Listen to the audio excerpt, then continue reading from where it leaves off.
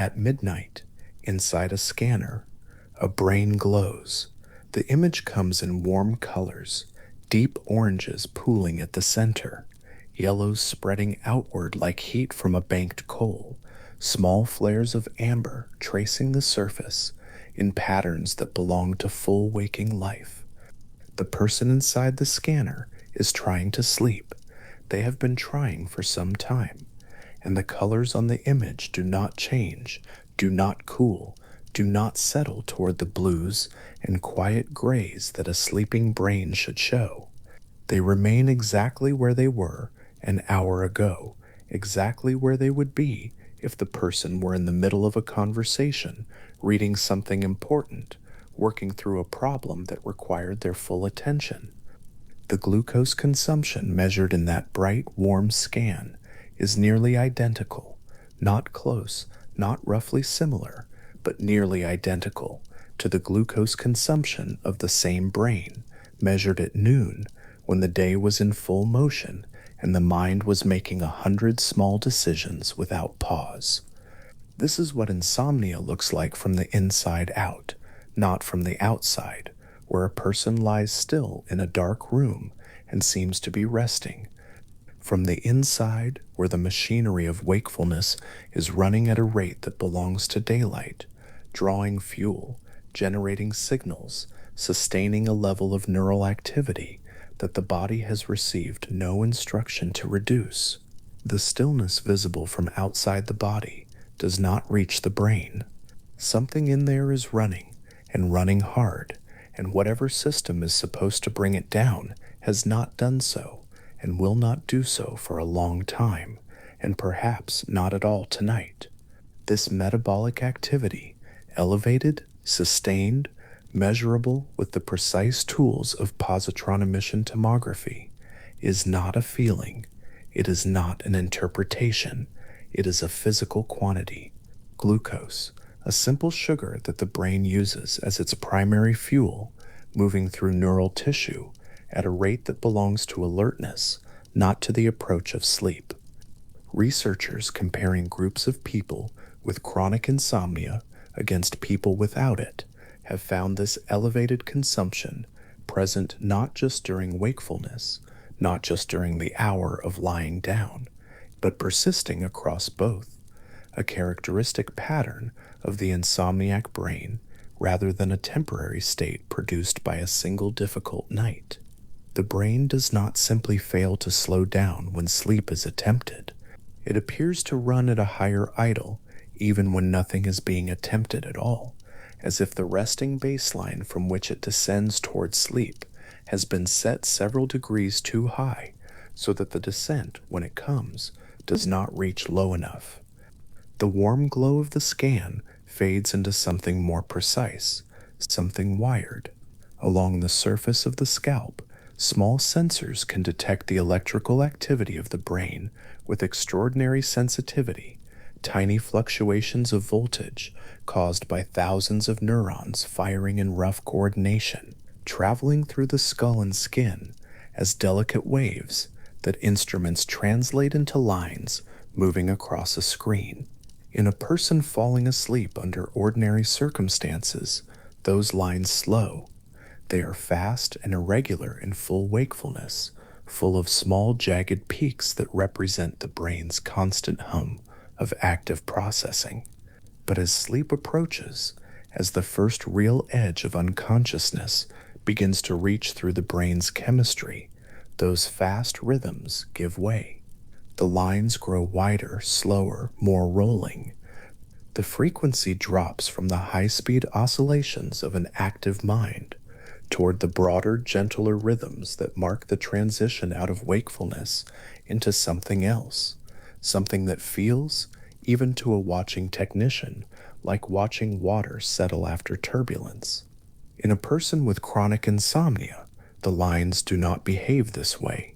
At the moment when sleep is supposed to be arriving, when the person is lying down, in a quiet room, eyes closed, wanting rest, the electrical recordings show something different.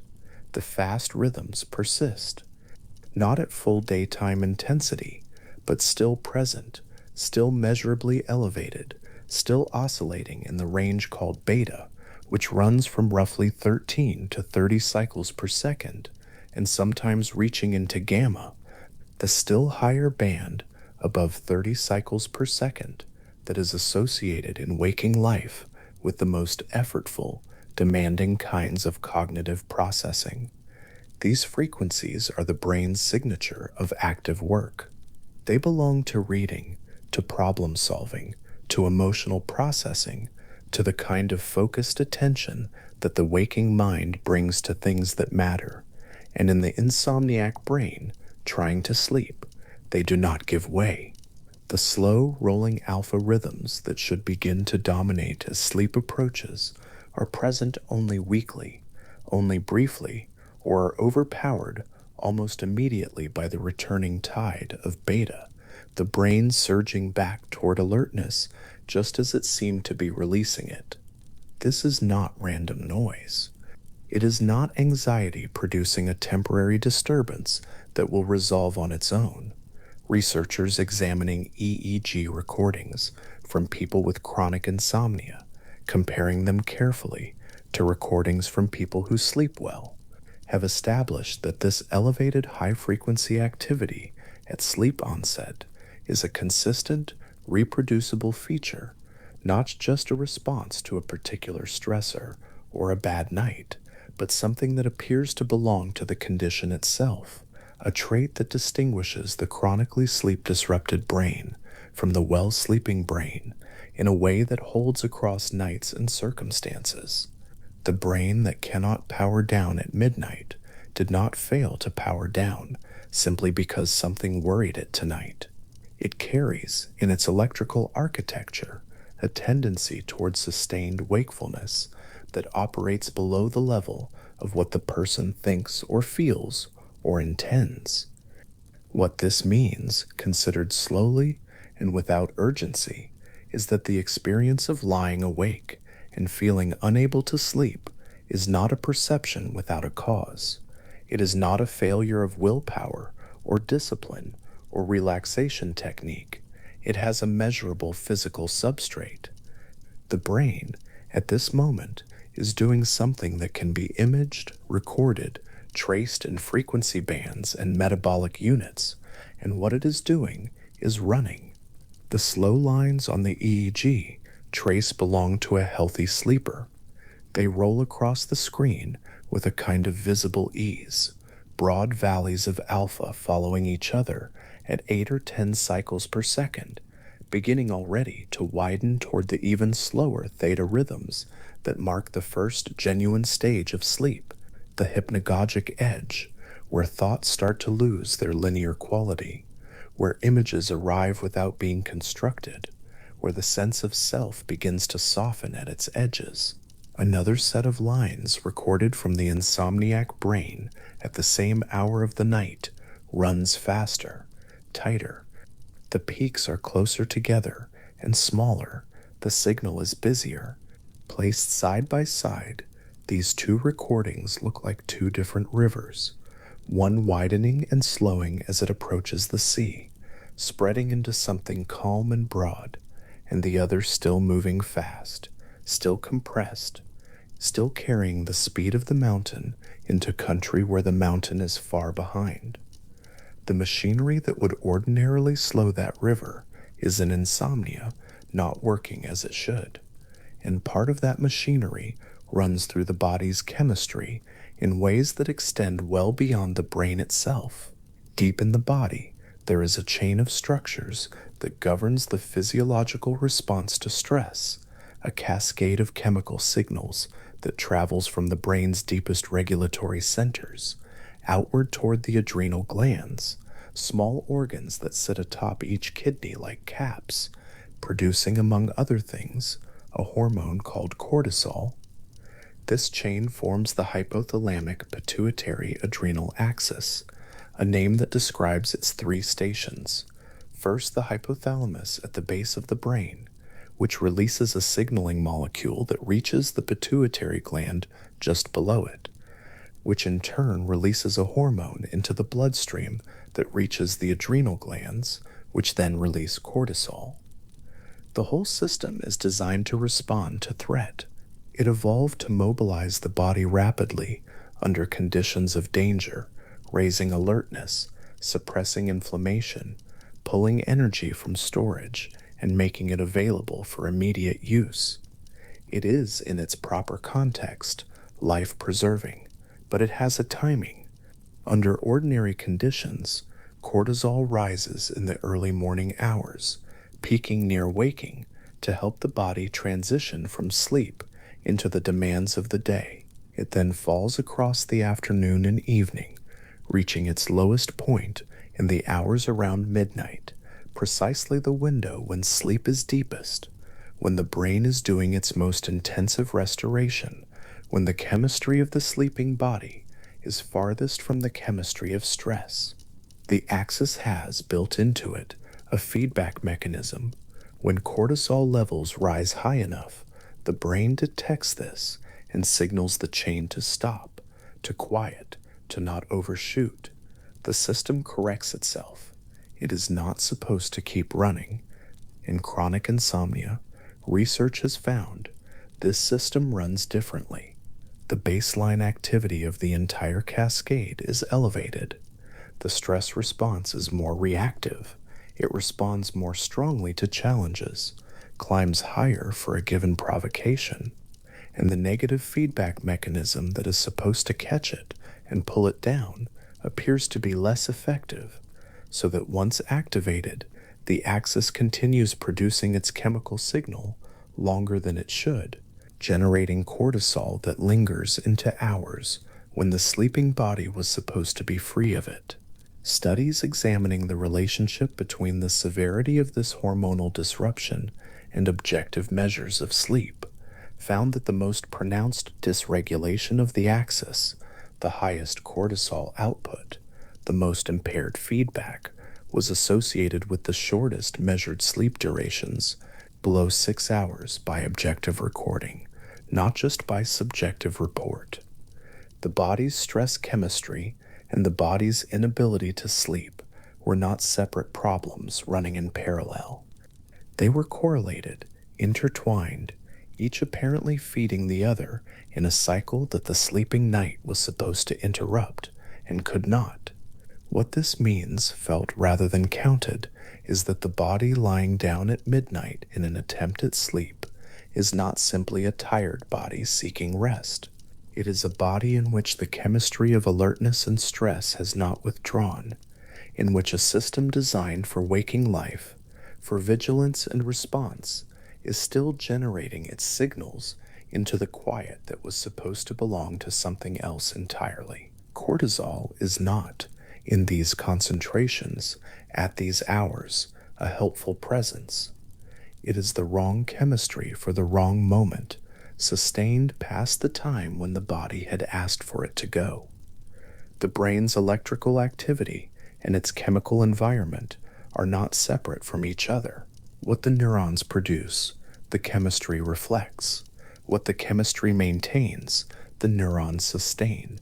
And in insomnia, both signal the same condition, a brain that has not been told, or perhaps cannot hear, that it is time to stop. There is a particular quality to the silence that surrounds this understanding. The person lying awake at midnight, watching the ceiling, feeling the thoughts that will not slow, this person is experiencing something real, not imagined, not chosen, not the product of a mind that has simply decided to remain awake, or that lacks the capacity for peace. They are experiencing the surface expression of something that runs far deeper, something measurable and located and specific, elevated glucose consumption in a brain that should have reduced its metabolic rate an hour ago. Fast, jagged electrical signals in frequency bands that belong to active waking cognition, persisting past the threshold where they should have dissolved into slower, wider rhythms. A hormonal cascade still generating cortisol into hours that should be free of it, impairing the feedback mechanism that would ordinarily silence it, and returning the system to a quiet it cannot quite reach. This is the architecture of the condition, not its psychological surface, but its physiological substrate, the measurable reality beneath the experience of lying awake. And there is a layer of this reality that is perhaps the most quietly astonishing of all. It begins with slow-wave sleep, the deepest stage of non-REM sleep, the stage in which large, slow electrical waves called delta sweep across the brain with a regularity that is almost tidal, almost rhythmic in the way that the breathing of a deeply sleeping body is rhythmic, in the way that any system deeply at rest eventually finds its own slow pulse. Delta waves oscillate at less than 4 cycles per second. They are the slowest of all the rhythms the waking or sleeping brain produces under ordinary conditions, and they belong specifically to the deepest sleep, the sleep from which a person, if woken abruptly, would feel most disoriented, most removed from the waking world, least certain for a moment where or even who they were. In healthy sleep, this stage arrives in the first hours of the night and dominates the early part of the sleep period, its delta waves rolling through the cortex in long, unbroken sequences. In a person with chronic insomnia, this slow-wave landscape has been disrupted in a way that changes something important about the nature of what sleep even means. Using high-density EEG equipment, arrays of electrodes that can map the electrical activity of the brain across its entire surface, with fine spatial resolution, researchers have examined the spectral content of slow-wave sleep in people with insomnia and compared it to the same stage in people who sleep well.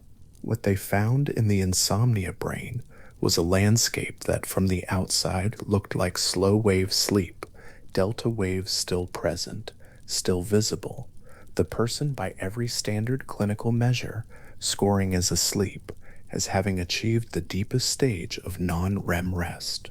But scattered through that delta landscape, like islands of heat and cold water, were elevations of beta frequency activity, fast oscillations, high-frequency neural signals of the kind that do not belong in deep sleep, that belong to waking cognition, that carry the electrical signature of a brain still doing something that deep sleep is supposed to have suspended. The brain was asleep. The high-frequency signals were still there. This intrusion of beta-frequency activity into what should be the brain's deepest electrical quiet produces something that at first seems contradictory. People who are scoring as asleep by objective EEG criteria, who, if you looked at their brainwave recordings and applied standard rules for sleep staging, would be classified as in slow-wave sleep, report, when woken from this stage, that they were not asleep. They describe the experience of lying awake. They recall thoughts, sensations, the awareness of time passing. They are insistent about this. They were awake. They know what being awake feels like. And by the measure of their subjective experience, they are not wrong. Something about what they were experiencing carried the quality of wakefulness, even while their delta waves said otherwise. What the beta frequency intrusions into slow-wave sleep appear to be creating is a hybrid state, not fully asleep and not fully awake, but occupying a narrow, unusual territory somewhere between the two, in which the electrical signatures of different states are present simultaneously. The slow, deep rhythms of NREM sleep and the fast, active rhythms of waking cognition, both at once, in the same brain, at the same moment. The experience this creates has a name. It is sometimes called paradoxical insomnia. Paradoxical, because from the outside, by objective measure, the person is asleep, while from the inside, by subjective experience, they are not.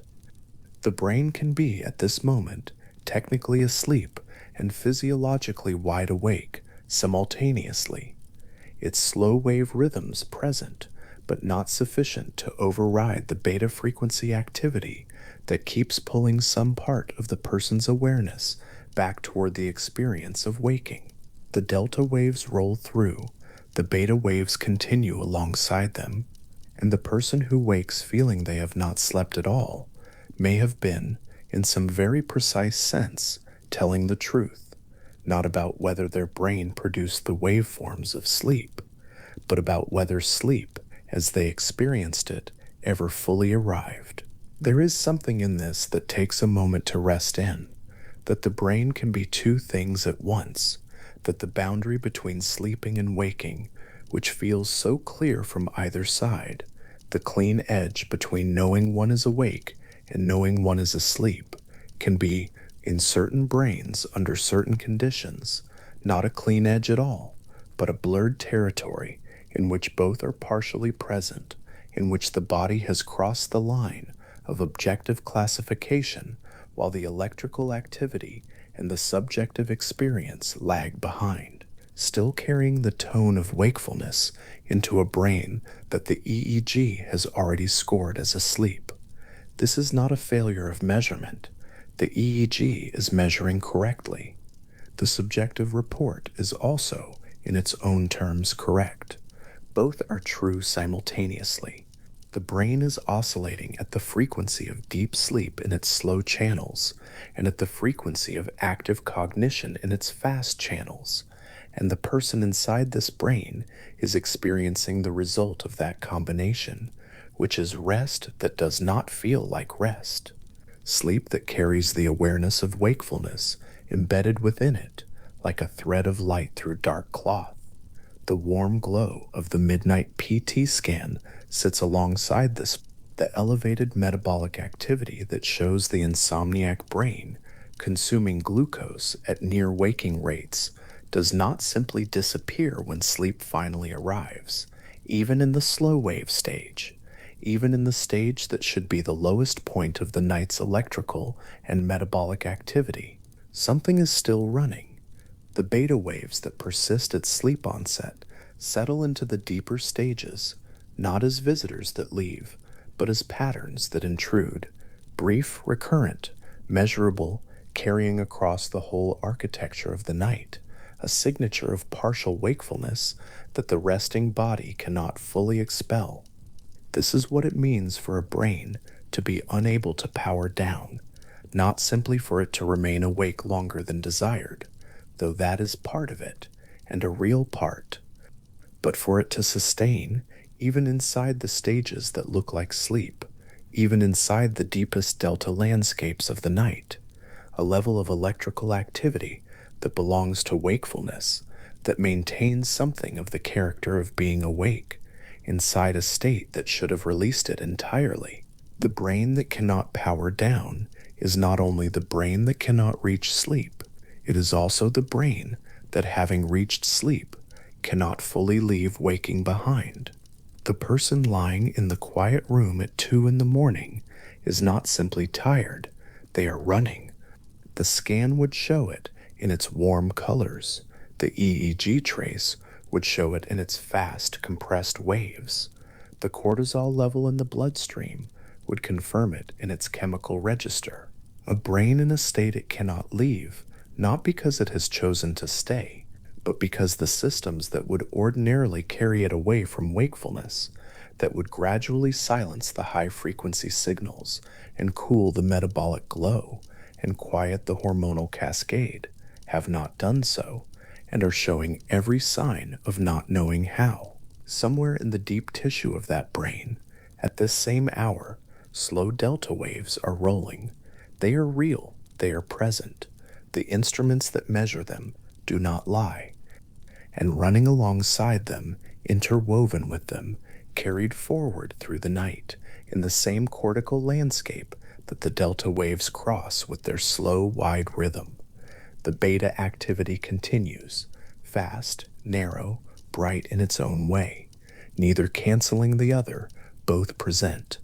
The sleeper asleep and not asleep, the brain at rest and not at rest, the night passing through a body that is still from every outside angle, but is not from the inside quiet.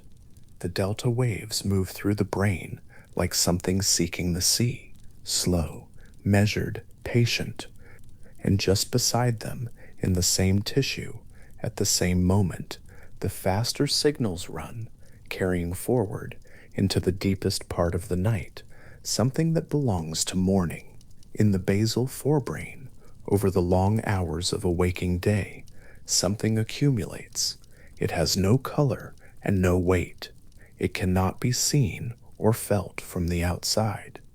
But molecule by molecule, across every hour that the brain remains alert and the eyes remain open, a small chemical called adenosine gathers in the tissue between neurons like water rising in a bowl.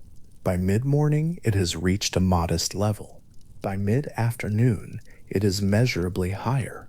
By evening, after perhaps 16 hours of continuous wakefulness, it is pressed against the receptors in the forebrain with a quiet, insistent chemistry that the brain reads as a single clear signal. It is time to sleep.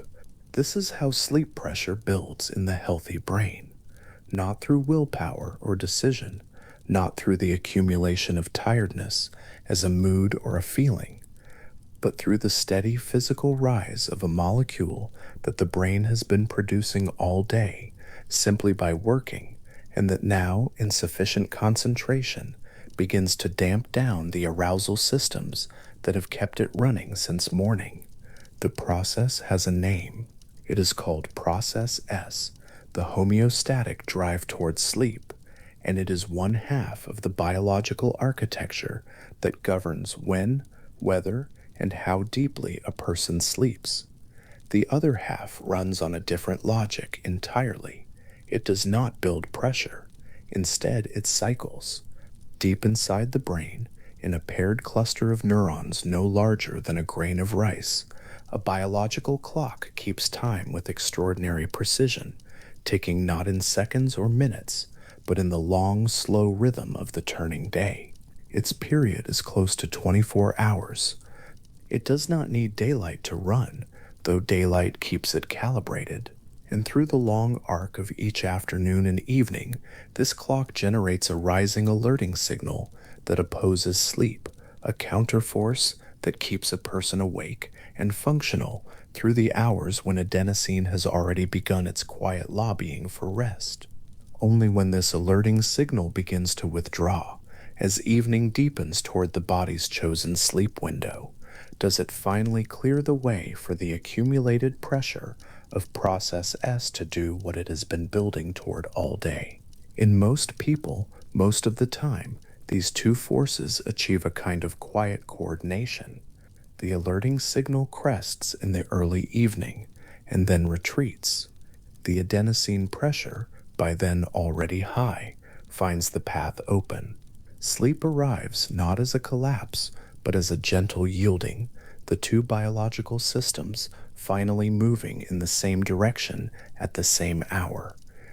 The model that describes this coordination, first described by the Swiss sleep researcher Alexander Borbély in 1982, is elegant precisely because it requires no decision, no effort, no conscious participation at all. The sleeper does nothing. The chemistry and the clock do everything. What happens in insomnia is that this coordination fails, not completely and not always in the same way, but in the biology of chronic sleeplessness, something in this architecture has shifted, and the shift is not metaphorical. It is measurable, chemical, and real. The adenosine pressure may not build as high as it should. The alerting signal may not retreat when expected.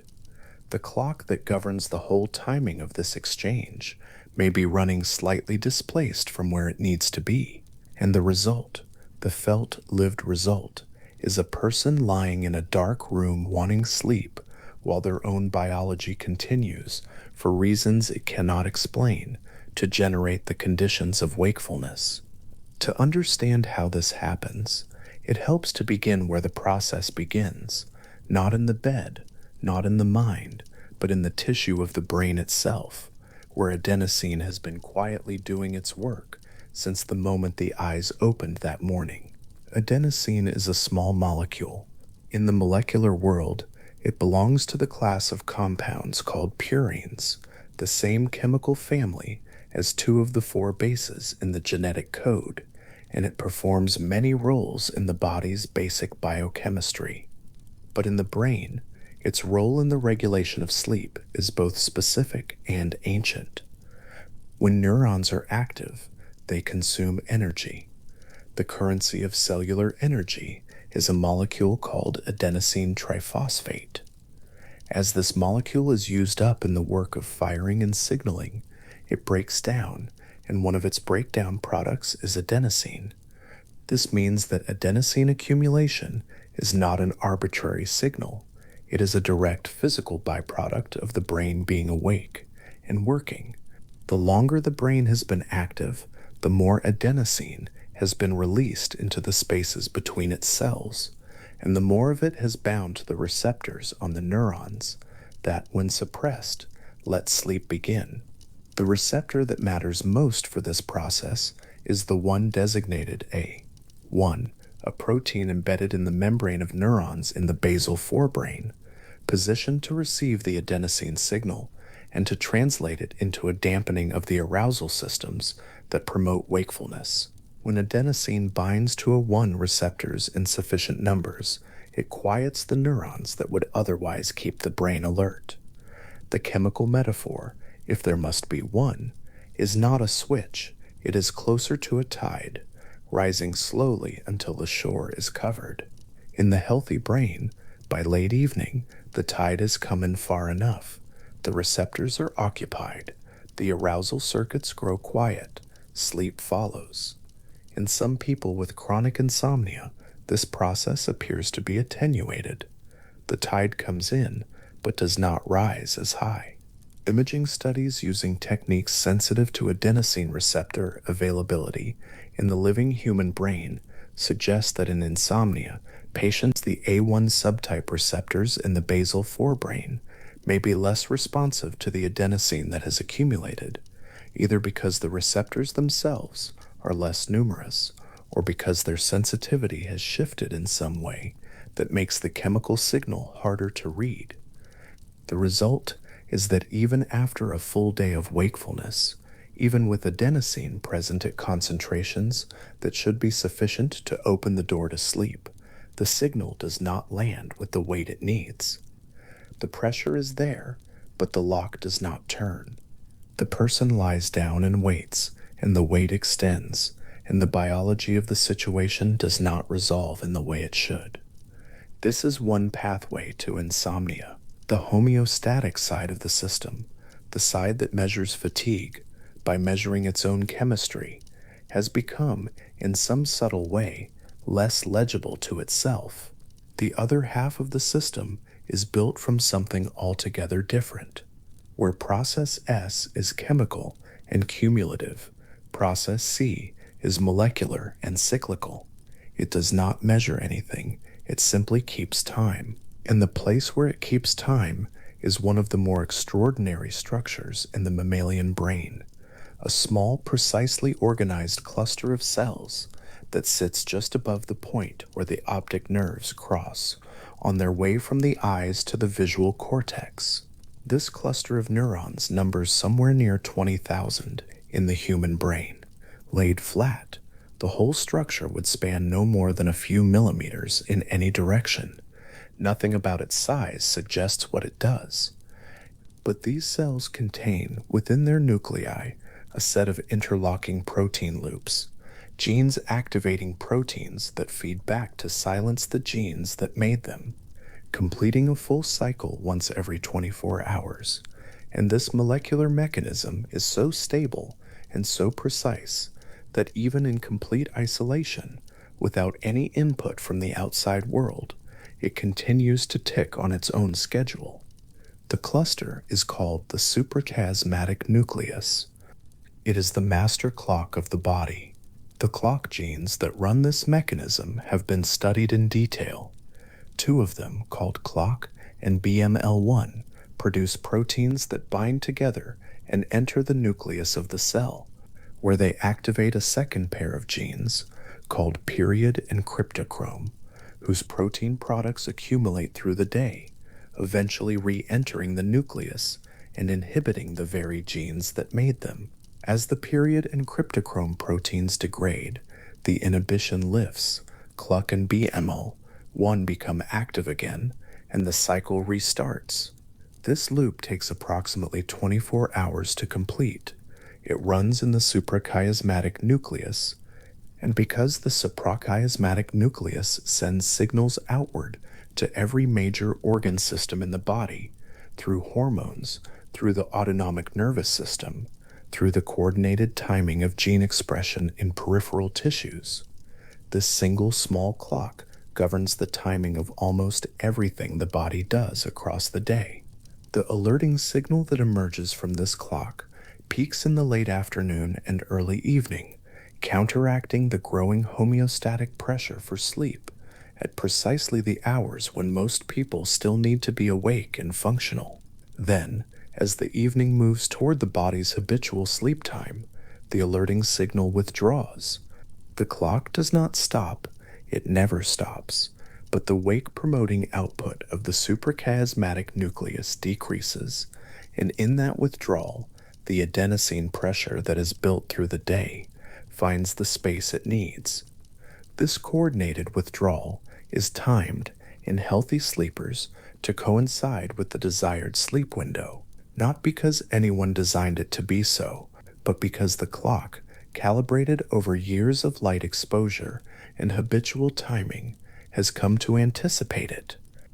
In chronic insomnia, the amplitude of this clock's output is often reduced. Studies using neuroendocrine measurements and core body temperature recordings, both of which track the circadian signal with reasonable precision, show that insomnia patients tend to produce flatter, less clearly defined circadian rhythms. The peaks are lower and the troughs less deep. The body temperature still rises and falls across the 24-hour day, but the range of that variation is compressed, and the withdrawal of the alerting signal at the expected hour of sleep is less decisive. The clock speaks, but in a quieter voice, and a quieter voice, at the hour when sleep depends on the system stepping back, may not be quiet enough to let what needs to happen actually happen. One of the clearest windows into the circadian system's state is the hormone melatonin, produced in the pineal gland, a small solitary structure suspended deep within the brain, no larger than a pea. Melatonin is released into the bloodstream at dusk, when light levels fall and the suprachiasmatic nucleus signals the pineal to begin secreting. Melatonin does not cause sleep directly. It is not a sedative. It is, more precisely, a chemical signal of darkness, a hormonal announcement that the body's internal clock has registered the end of the light phase and the beginning of the biological night. In this way, it functions as a kind of dusk-made chemical, a substance whose presence in the blood tells every tissue in the body that the day is over and the night has begun. In healthy sleepers, melatonin onset, measured in dim light conditions to avoid suppression by artificial brightness, occurs roughly 2 hours before habitual sleep time, rising in a smooth curve to a peak in the middle of the night, before declining through the pre-dawn hours. The curve is clear and consistent from one night to the next. The body knows what time it is, and it announces this knowledge in its chemistry.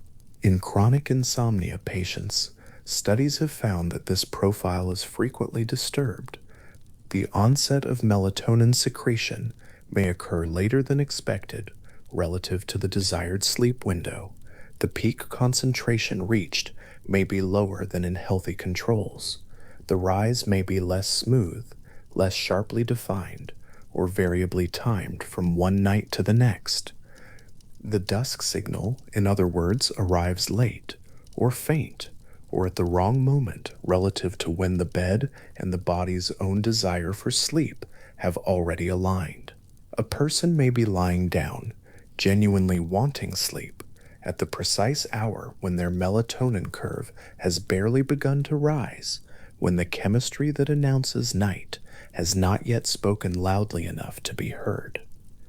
This mistiming is not dramatic.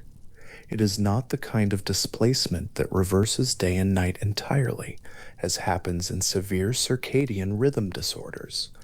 It is a subtler misalignment, a matter of an hour, sometimes less, between when the body's clock says night and when the person's life, schedule, and biology already require sleep. But in the architecture of the two-process model, small distances matter. The entire system is calibrated on the assumption that the homeostatic pressure and the circadian withdrawal will peak and arrive at roughly the same moment.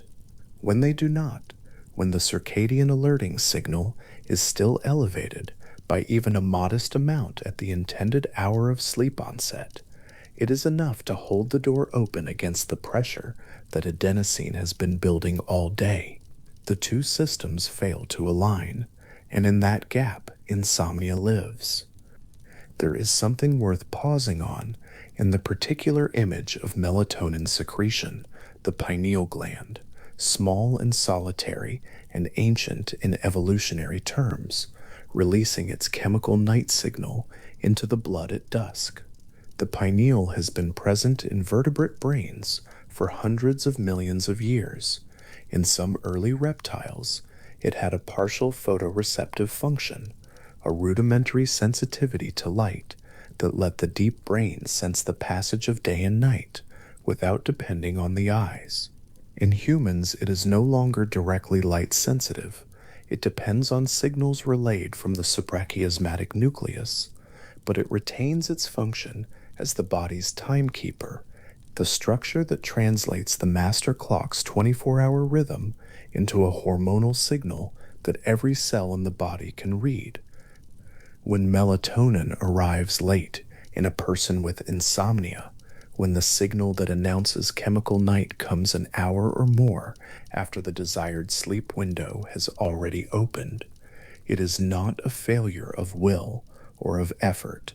It is the pineal gland doing exactly what the suprachiasmatic nucleus has told it to do, faithfully translating the clock's output into chemistry, and the clock, slightly displaced from where the person needs it to be, has told it to begin too late. The result washes through the body silently. No alarm sounds, no signal announces the misalignment.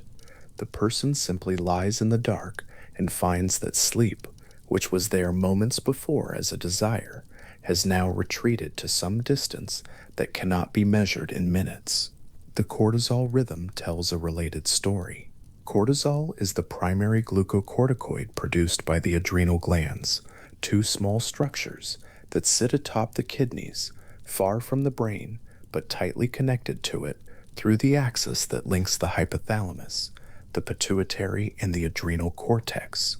In healthy sleepers, cortisol follows a clear 24-hour pattern, a low point in the first hours of sleep, a gradual rise through the early morning hours, even before waking, and a sharp peak shortly after waking that helps mobilize the body's resources for the demands of the day. This pattern is partly circadian, driven by the master clock, and partly driven by the timing of sleep itself, which normally suppresses cortisol release during the night. In insomnia patients, this cortisol rhythm is frequently blunted in amplitude, shifted in timing, or both. The evening nadir, the low point of cortisol that normally accompanies the transition into the early hours of sleep, may not descend as low as it does in healthy sleepers. This means that the body is entering its intended sleep window with a somewhat higher resting cortisol level than the sleep state normally requires. Cortisol, even at low levels, is a wake-promoting signal. It sharpens cognition, mobilizes energy, and suppresses the immune processes associated with rest. When its nighttime trough is shallower, when the chemistry of the body at midnight more closely resembles the chemistry of the body at mid-morning, The biological environment of sleep onset is in a quiet but measurable way more hostile to sleep than it should be. The suprachiasmatic nucleus and the HPA axis are not separate systems, they are deeply interconnected. The master clock regulates the timing of cortisol secretion through its projections to the hypothalamic neurons that control the pituitary. And cortisol, in turn, feeds back to the brain in ways that affect the clock's sensitivity to light and the amplitude of its own output. This means that in chronic insomnia, where cortisol levels are elevated and their rhythm is dampened, there is a feedback loop available that can sustain and deepen the circadian disruption that partly caused the elevated cortisol in the first place. The two systems pull against each other, gently but continuously, maintaining a state that is neither the full wakefulness of day nor the full biological quietness of night. The circadian system does not regulate only the timing of sleep. It governs the timing of the body's temperature, the rhythm of immune activity, the pattern of cell division and repair, the cycling of hormones across every tissue from the gut to the liver to the heart. The suprachiasmatic nucleus accomplishes this through the same mechanism that runs the master clock itself. It sends molecular time signals outward, and the peripheral clocks in every organ read those signals and use them to time their own local cycling of clock genes. In this way, the 20,000 neurons in the hypothalamus act as a conductor, and the rest of the body, from its many individual rhythms, produces something like a coordinated biological day. When the master clock is reduced in amplitude, when its output is lower and its rhythm less sharply defined, the peripheral clocks receive a quieter, less authoritative signal. Their own rhythms drift slightly out of phase with one another. The coordination that normally makes the biology of the body at night feel distinctly different from the biology of the body at noon becomes softer, less complete, and this diffuse misalignment, too small to be felt as a specific symptom, too pervasive to leave any tissue entirely untouched, creates a biological environment in which the body is, in a certain sense, not entirely sure what time it is. In chronic insomnia, this uncertainty is not metaphorical. The measurable markers of circadian organization, the amplitude of the core temperature rhythm, the clarity of the melatonin curve, the cortisol nadir, the timing of sleepiness relative to the desired sleep window, are all, on average, less well defined than in healthy sleepers. The body's internal sense of the hour, refined over millions of years of evolutionary pressure toward precise circadian organization, is blurred at the edges. The master clock still runs, but it speaks less clearly than it needs to, at a moment in the architecture of sleep when clarity is everything. There is one more structure worth dwelling on before the full picture of this timing failure becomes visible. The adenosine side of the system, the homeostatic pressure of sleep, and accumulates during wakefulness everywhere in the brain, but its concentration is particularly high in and around the basal forebrain, the region whose activation helps maintain arousal and whose inhibition by adenosine helps allow sleep. The basal forebrain is not far, in anatomical terms, from the suprachiasmatic nucleus. They are neighbors in the anterior part of the brain, close enough that the clock's output can influence the basal forebrain's sensitivity to adenosine, and the basal forebrain state can in turn influence downstream systems that the clock must also coordinate. This proximity matters because it means the two processes of sleep regulation are not running independently. They are not like two separate machines that happen to be scheduled to run at the same time. They are more like two hands of the same clock, designed to work in concert, each influencing the other's position, each meaningful only in relation to where the other stands. when the relationship between them drifts, when process S builds its pressure at one rate and process C withdraws its alerting signal at a different, slightly misaligned rate, the moment of their convergence, the moment when the door to sleep opens, shifts away from the intended time. It may arrive late, it may arrive with less force, or it may arrive so fractionally that for a person already in a state of cortical arousal, it is not quite enough to tip the balance. For a healthy sleeper, the tipping point arrives with a quality almost like inevitability. The adenosine has built, the clock has withdrawn its alerting signal, the melatonin has risen, the core temperature has begun its slight evening decline. All of these forces converge on the same hour, and sleep follows as naturally as water follows a slope. The convergence is the whole mechanism. The timing is everything. The slight evening fall in core body temperature deserves its own moment of attention because it is one of the quieter and more elegant features of the system. Body temperature does not vary randomly across the day. It follows a precise circadian pattern, slightly higher in the mid to late afternoon, slightly lower in the early morning hours. And the transition from the daily peak toward the evening nadir is one of the signals the body uses to initiate the conditions of sleep. The drop is small, less than 1 degree Fahrenheit from its afternoon high, and no one feels it happening, but the nervous system reads it, and in the reading finds a reliable invitation toward the brain, states that precedes sleep. The heat that dissipates from the body's surface in the evening hours is partly the body managing this transition, directing blood to the skin and away from the core, cooling the deep tissues toward the temperature at which sleep occurs most efficiently. In chronic insomnia patients, this evening temperature decline is measurably attenuated. The drop still happens, but its amplitude is reduced, and its timing may be slightly shifted.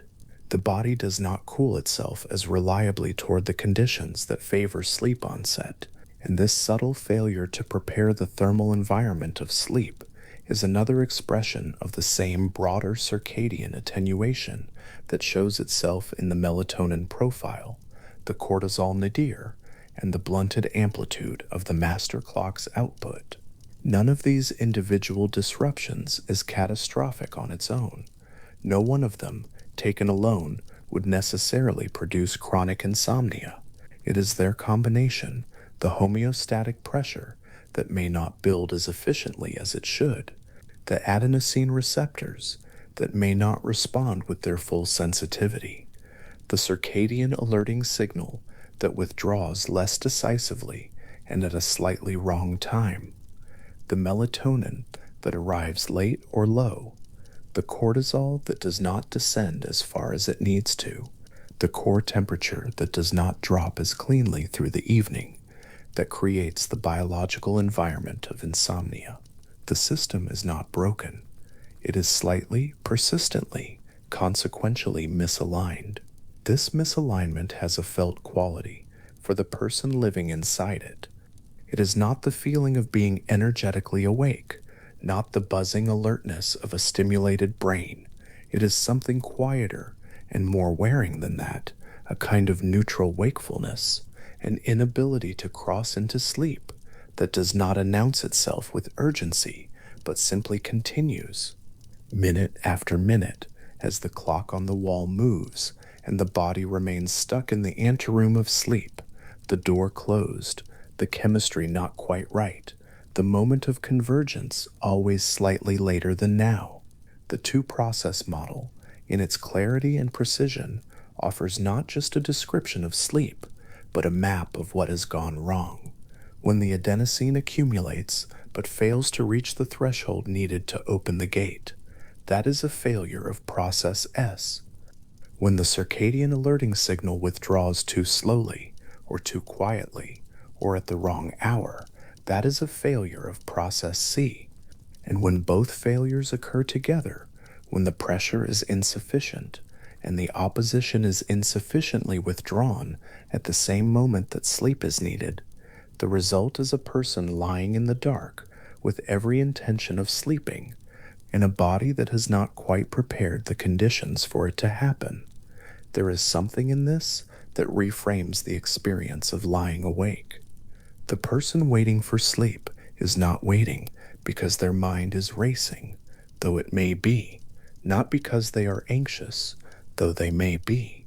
They are waiting in the most biological sense because two timing systems that should have converged have not yet done so and may not do so cleanly that night or the next. The wait is not a failure of character. It is a failure of coordination of two ancient, elegant systems whose ordinary invisibility in healthy sleep obscures how precise and how dependent on one another their operation actually is. The basal forebrain sits in the quiet dark of the skull, its adenosine receptors patient and occupied, waiting for a signal that arrives too slowly. The suprachiasmatic nucleus fires in its 24-hour rhythm, its output lower than it once was, its chemical instructions to the pineal arriving on a slightly different schedule than the body's needs require. The pineal, faithful to the instructions it receives, releases its melatonin a little late, a little low, a chemical night that begins after the night has already started.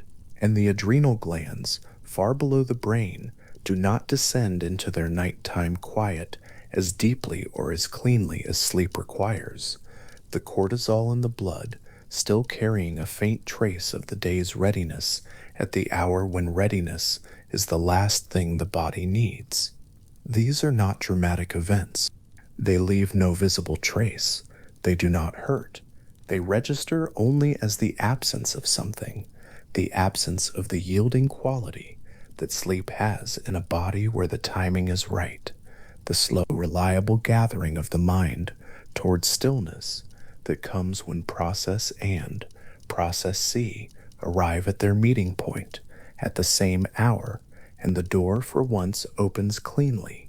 What the research makes clear across decades of measurement and imaging and chemical analysis is that this door is not one door, but many, a convergence of small biological preconditions that must all be sufficiently met at approximately the same moment.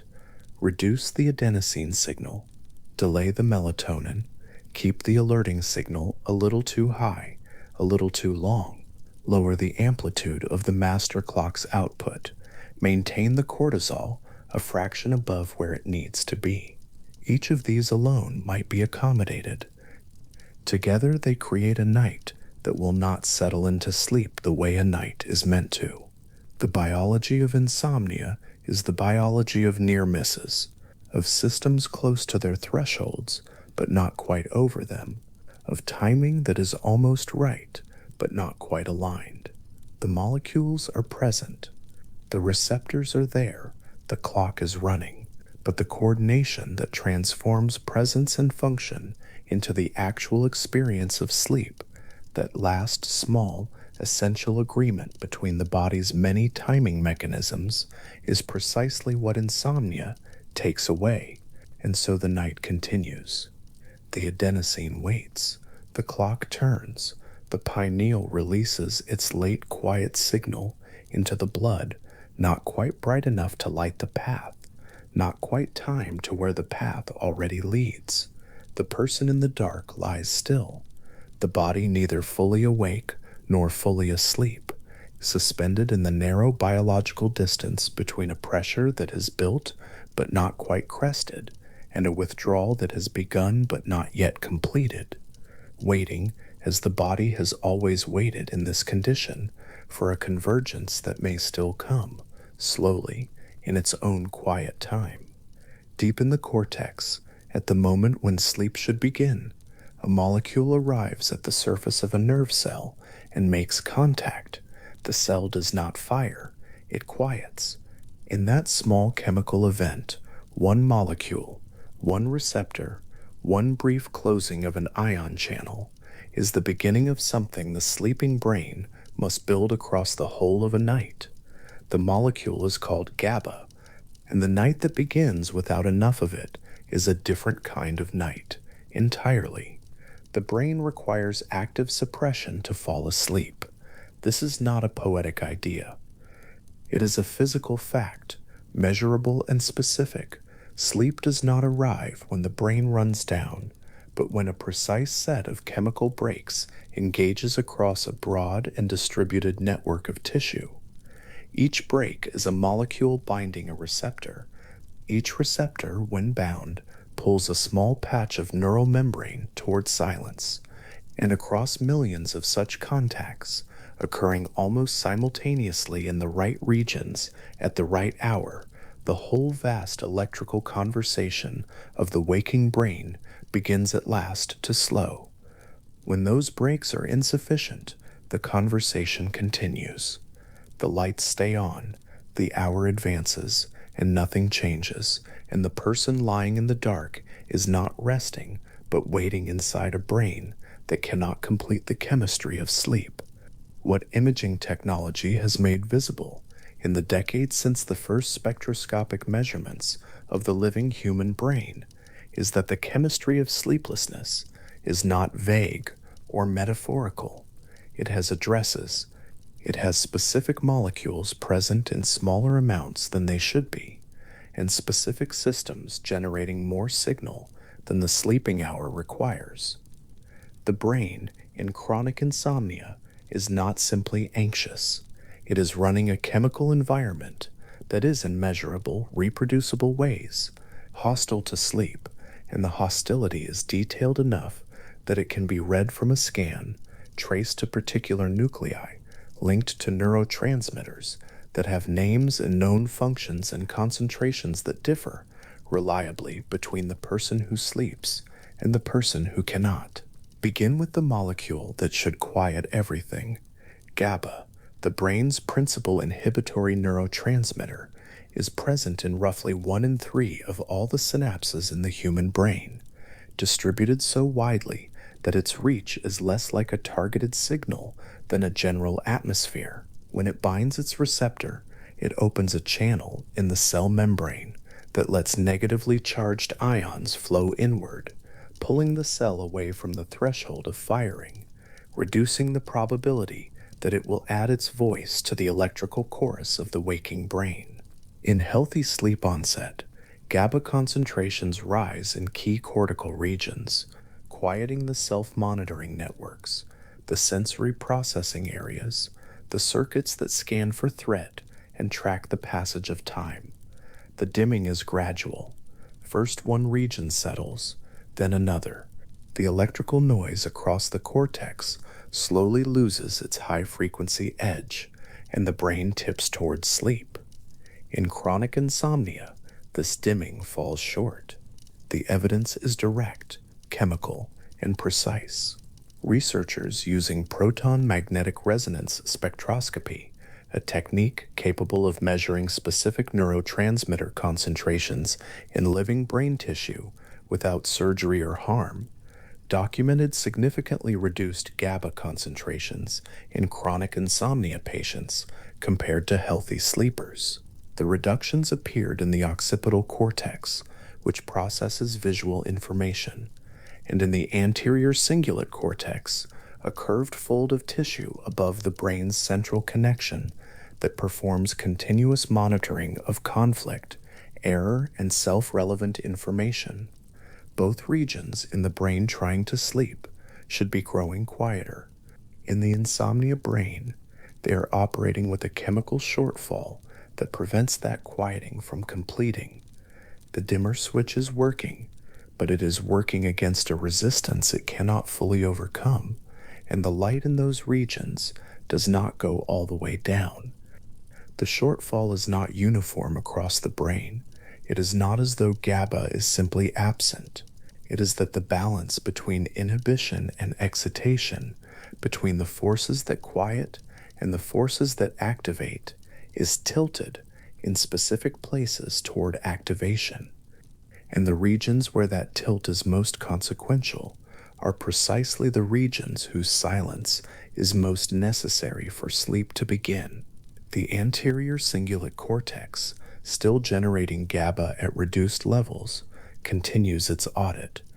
It continues its slow scan of the internal environment for anything unresolved, anything that merits attention, any signal that the situation is not yet safe enough for the brain to relinquish its vigil. And because the chemistry that would tell it to stop is not quite present in sufficient quantity, it does not stop. The audit continues into the night, carried forward by molecules in concentrations that are off by enough to matter, by amounts small enough that they would be invisible to any measurement less precise than spectroscopy, but large enough to keep a person awake for hours when they are asking the brain, quietly and with real need, to let them rest. There is a structure in the brainstem, small and densely packed, that sends its chemical signal upward through the entire brain like a root system grown tall.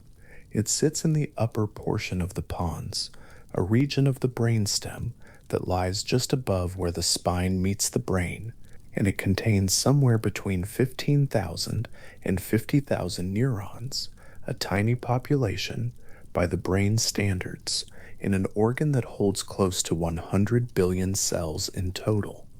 What makes these neurons consequential is not their number but their reach. Each one extends long projections upward into the cortex, the thalamus, the hypothalamus, the hippocampus, and the amygdala simultaneously, and each projection releases at its terminal the same neurotransmitter, norepinephrine. This structure is the locus coeruleus. It is the brain's primary source of norepinephrine, and it is one of the most important regulators of arousal in the entire nervous system. During full alert wakefulness, the locus coeruleus fires steadily. During calm relaxation, its firing rate drops. During drowsiness, it drops further. And in deep, healthy NRM sleep, the slow restorative kind measured by large rolling delta waves on an EEG, the locus coeruleus reaches something close to silence. Its neurons are almost completely still. The norepinephrine they would otherwise release into the cortex is not released, and without that norepinephrine, the cortex loses one of its primary wake-promoting signals and can settle more fully into slow-wave sleep. In insomnia, evidence from animal models and from measurements of norepinephrine metabolites in human subjects suggests that this silence does not occur completely. The locus coeruleus, during what should be the quiet hours, continues firing at rates inconsistent with genuine sleep. The norepinephrine it releases travels upward along those long branching axons and arrives at the cortex, the thalamus, and every other structure it reaches, carrying a chemical message that the brain's arousal systems translate as a signal to remain alert. It is a signal that has no appropriate target at 2 in the morning. The threat it was evolved to respond to, the sudden sound in darkness, the change in environment that demands a rapid shift to full wakefulness, is not present. But the signal itself is, and the brain responds to it as it was built to respond, by maintaining a degree of readiness, a background hum of alertness that is incompatible with the deep chemical quieting that sleep requires. The locus coeruleus projects to the amygdala as well, to the almond-shaped structure deep in the temporal lobe that processes threat and emotional salience. Norepinephrine in the amygdala heightens its responsiveness. It lowers the threshold at which the amygdala will treat a stimulus as significant, as something requiring a response. And so the person lying in the dark with an overactive locus coeruleus is not merely receiving a general arousal signal, they are also receiving a signal that makes the quietness of the room feel slightly less safe, that makes the thoughts passing through awareness carry a slightly greater emotional weight than they would in a brain whose norepinephrine had fallen to its appropriate nighttime level. The chemistry of hyperarousal and the chemistry of heightened emotional sensitivity are in the insomnia brain the same chemistry, driven partly by the same small knot of neurons deep in the brainstem that will not in the sleeping hour fall fully quiet. Another chemical actor in the architecture of wakefulness is one that most people have encountered indirectly through the drugs designed to block it. Histamine is produced in a small cluster of neurons at the back of the hypothalamus, a region called the tuberomammillary nucleus, and it fires rhythmically and reliably across the waking day, sending its signal outward along branching axons that reach every major arousal center in the brain. Histamine is one of the principal wake-promoting neurotransmitters in the brain's ascending arousal system. When histamine levels are high, the brain is alert. When antihistamine drugs cross into the brain and block histamine receptors, the most common side effect is drowsiness, not because the drug is doing something unusual, but because it is doing something that the brain's own histamine was preventing, allowing the arousal system's influence to diminish. In the healthy nightly transition towards sleep, the tuberomammillary nucleus gradually reduces its firing, histamine output falls, the arousal signals it was sending to the cortex, the thalamus, and the basal forebrain begin to fade. And this fading is one of the permissive conditions for sleep onset, not the only condition, but one of several gates that must open before the brain can pass through into sleep. In chronic insomnia, the evidence suggests that this gate does not open reliably, or does not open wide enough, or opens and then closes again in a pattern that prevents the steady transition from wakefulness to sleep that a healthy night requires.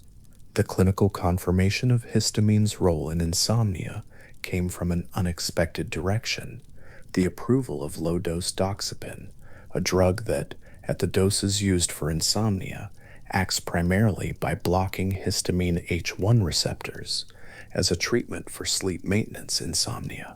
The drug works in measurable ways for reasons that include the simple fact that the histamine system it targets is contributing in insomnia patients to a degree of nighttime arousal that the brain cannot otherwise overcome.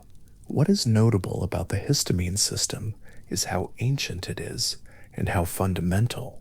It did not evolve to produce insomnia. It evolved to keep the organism alert when alertness was necessary, to maintain the waking state during daylight hours, to sustain attention during periods of sustained effort, to respond to environmental stimuli with appropriate readiness. In the insomnia brain, the system is not malfunctioning in a simple mechanical sense. It is doing what it was built to do, in a brain whose overall regulatory machinery is not correctly signaling that the waking period has ended and the sleeping period has begun. The histamine keeps flowing because nothing has told it convincingly enough to stop. And the brain receiving histamine it is not meant to be receiving at this hour maintains a quality of alertness that is in the dark room, in the quiet hour, a kind of biological misunderstanding, a wakefulness that has no object and no use, sustained by a system that has not yet received the signal to let go. In the lateral hypothalamus, a small and specific population of neurons produces a neuropeptide that was identified independently by two research groups in the same year, 1998, and given two names that the field still uses interchangeably.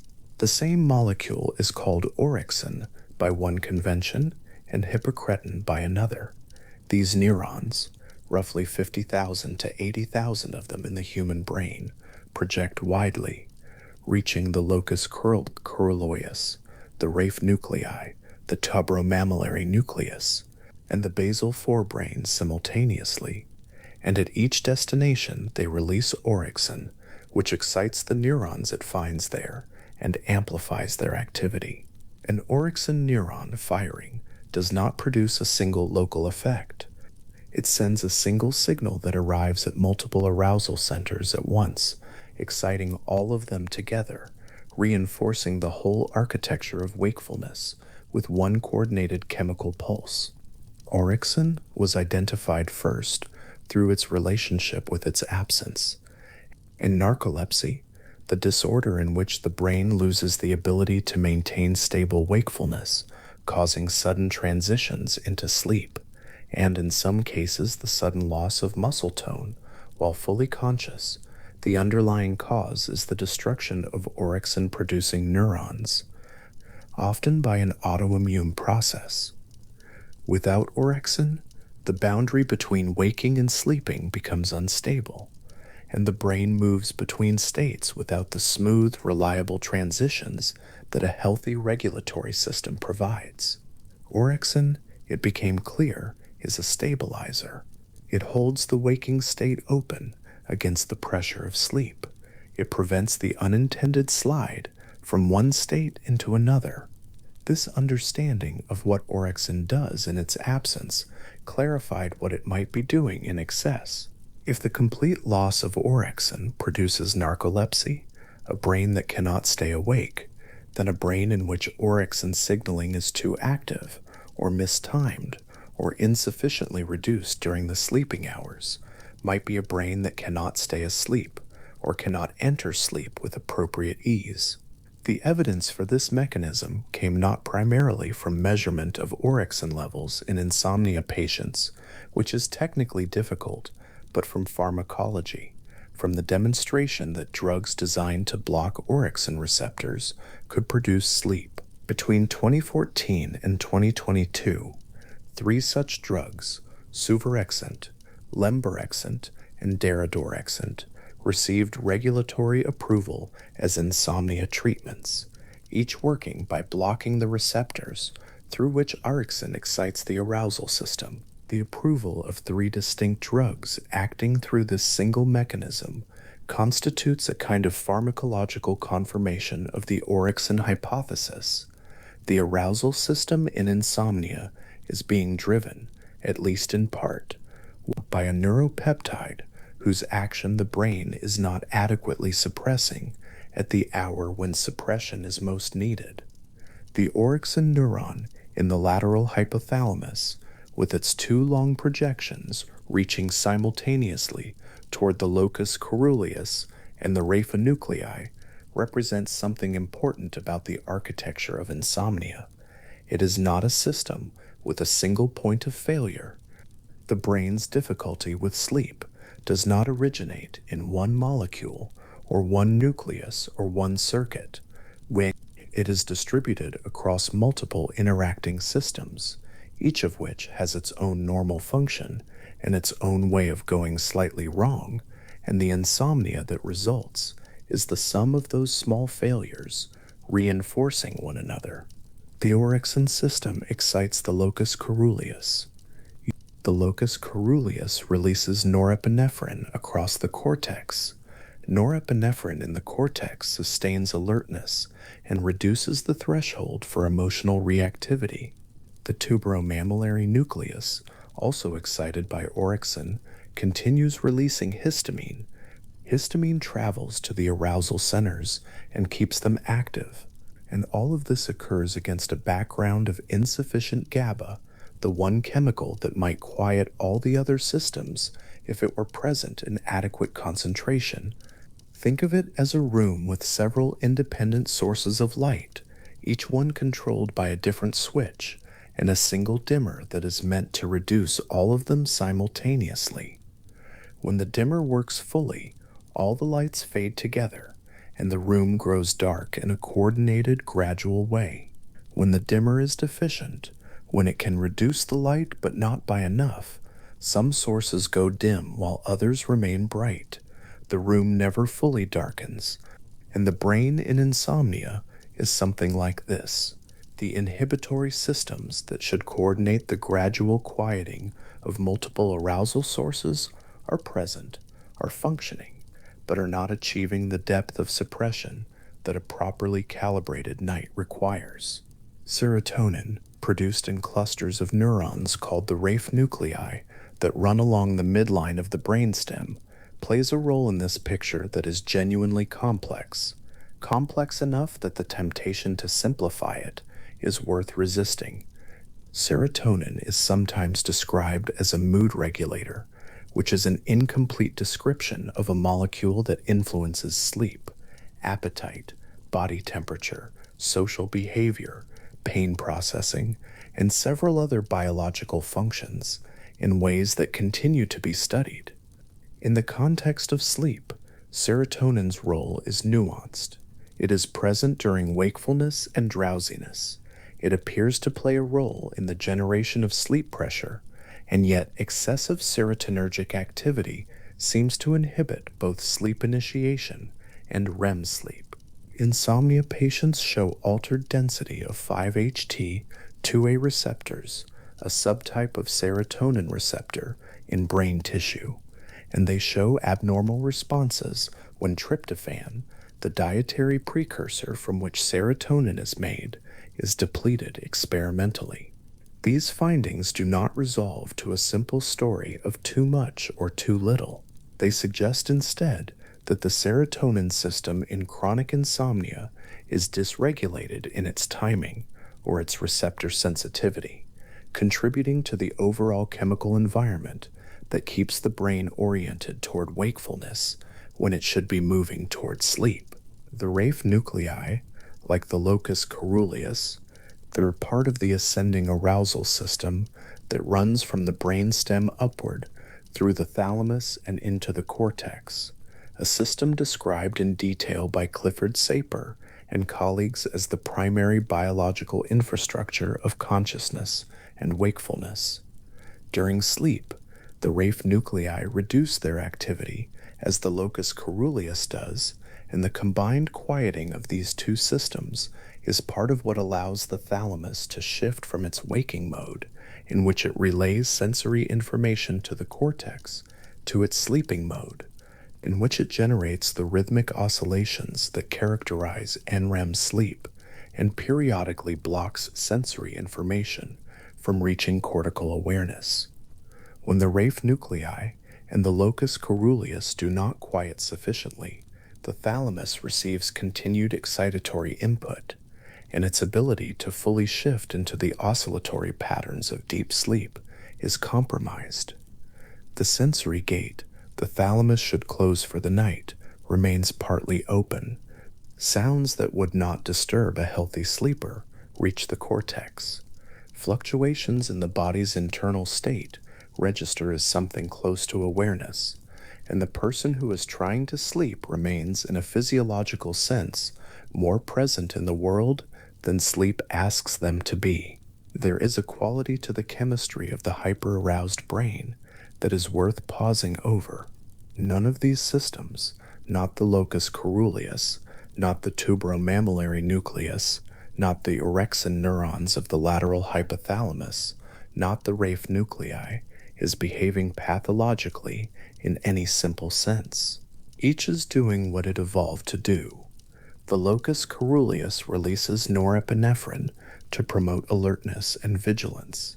The tuberomammillary nucleus releases histamine to sustain wakefulness through the active day. The orexin neurons reinforce all the arousal systems to maintain stable wakefulness against the constant competing pressure of sleep.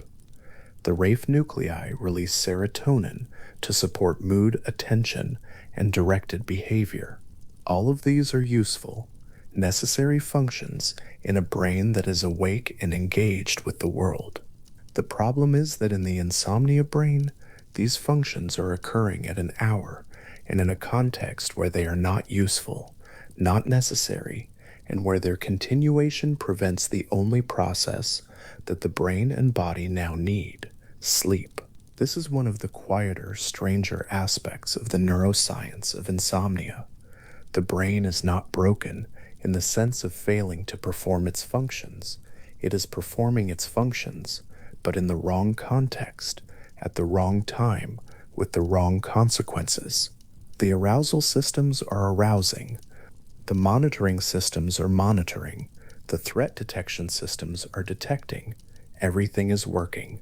And the result, in the dark room at 2 in the morning is a person who is fully and involuntarily awake. The GABA shortfall anchors all of this, because GABA is the primary mechanism by which the brain suppresses its own activity, by which one set of neurons can reach out chemically and reduce the excitability of the neurons around it. A brain with insufficient GABAergic tone in key regions is a brain that cannot properly regulate the activity of its own arousal systems. The orexin neurons need to be inhibited to stop exciting the locus coeruleus. The locus coeruleus needs to be inhibited to stop flooding the cortex with norepinephrine. The tuberomammillary nucleus needs to be inhibited to stop releasing histamine into the arousal circuits. And the primary mechanism for all of this inhibition is GABAergic. When GABA is reduced in the regions that should be performing this function, the brakes on the entire arousal architecture are weakened, and every system that promotes wakefulness runs a little louder than it should, a little longer than it should, a little longer than it should, into hours of the night when the brain is asking and failing to be quiet. It is worth holding for a moment the specific image that spectroscopic imaging provides, a scan of the anterior cingulate cortex at midnight in a person who has been lying down for an hour trying to sleep. On the frequency graph, the chemical signature of GABA appears as a small, precise peak, a peak that, in the healthy sleeper's scan taken at the same hour, sits a little higher, a little fuller, representing a concentration of inhibitory neurotransmitter that is just sufficient to quiet the monitoring function of that brain region and allow sleep to deepen. In the insomnia patient's scan, the peak is measurably reproducibly lower. The difference, in absolute terms, is small, but biology operates near its own thresholds, and a small difference in concentration in the right region at the right moment is the difference between a brain that crosses into sleep and a brain that does not. The interaction between these systems creates something that is more than the sum of its parts. Reduced GABA means that the orexin system is less inhibited, which means the locus coeruleus is more active, which means more norepinephrine in the cortex, which means the cortex is harder to quiet, which means sleep is harder to initiate and maintain, which means the stress response activates, which means the hypothalamic pituitary adrenal axis releases cortisol, which in turn suppresses GABA synthesis and increases norepinephrine release, and the circle closes on itself, each part amplifying the next, each failure of regulation creating the conditions for further failure. The brain in chronic insomnia is not stuck in one wrong state. It is caught in a self-reinforcing chemical loop that has no natural exit, because the mechanisms that would provide the exit are themselves part of what the loop has compromised. These are not abstractions. They are real molecules, present in real concentrations, in real tissue, at specific hours of the night. The locus coeruleus, with its 50,000 neurons and its long branching axons reaching across the whole brain, is doing something measurable at 2 in the morning in the insomnia patient that it is not doing at the same hour in the healthy sleeper. The difference can be measured in metabolites. The tuberomammillary nucleus, producing histamine that travels along axons to arousal centers throughout the brain, is still producing it when it should be reducing its output, and the clinical fact that blocking its receptor with a drug produces sleep is as direct a confirmation of its role as pharmacology can provide. The orexin neurons, extending their dual projections to multiple arousal centers at once, are sustaining a coordinated wake-promoting signal that 3 separate approved medications are now designed to interrupt. And the spectroscopic peak of GABA in the anterior cingulate cortex, a little lower than it should be, a little short of the threshold at which the monitoring and scanning and auditing of the self-referential brain would finally quiet. That small, measurable, reproducible shortfall is perhaps the clearest single image of what insomnia is in chemical terms. Not an absence of sleep pressure, not a failure of desire or effort, not a weakness of will, a brain with slightly too little of the molecule that quiets itself, running slightly too much of the chemistry that keeps it awake, at the precise hour when the only thing it needs to do is stop. The orexin neuron in the lateral hypothalamus fires. Its signal reaches the locus coeruleus, and the locus coeruleus releases norepinephrine. Its signal reaches the raphe nuclei, and the raphe nuclei release serotonin. Its signal reaches the tuberomammillary nucleus, and the tuberomammillary nucleus releases histamine. All at once, from a single small population of neurons, the whole arousal architecture is reinforced, and the GABA that should have quieted those orexin neurons before their signal went out, the GABA that in the healthy brain at this hour would have been present in sufficient concentration to hold the lateral hypothalamus below its firing threshold, was not quite there, was short by a small, specific, measurable amount, enough to let the signal through, enough to keep the brain awake. The complete loss of orexin takes away the brain's ability to hold wakefulness open, producing narcolepsy, uncontrolled descent into sleep at unwanted moments, the boundary between states gone unstable. The presence of orexin, properly timed and properly regulated, holds wakefulness open when wakefulness is needed and permits sleep when the hour and the chemistry align. And somewhere between these two conditions, somewhere in the space between orexin absent and orexin properly regulated, lies the insomnia brain, in which orexin is present and active and perhaps not well enough restrained, keeping every arousal system it reaches a little more lit than the sleeping hour requires, sustaining wakefulness not through crisis or emergency, but through the quiet, persistent excess of a signal that was never told clearly enough to stop. This is the narrow chemical corridor that separates sleeping from not sleeping, not a wide gulf, not a dramatic failure, a corridor of very specific width, defined by the concentrations of molecules that most people will never think about, in structures most people will never find on a map of themselves.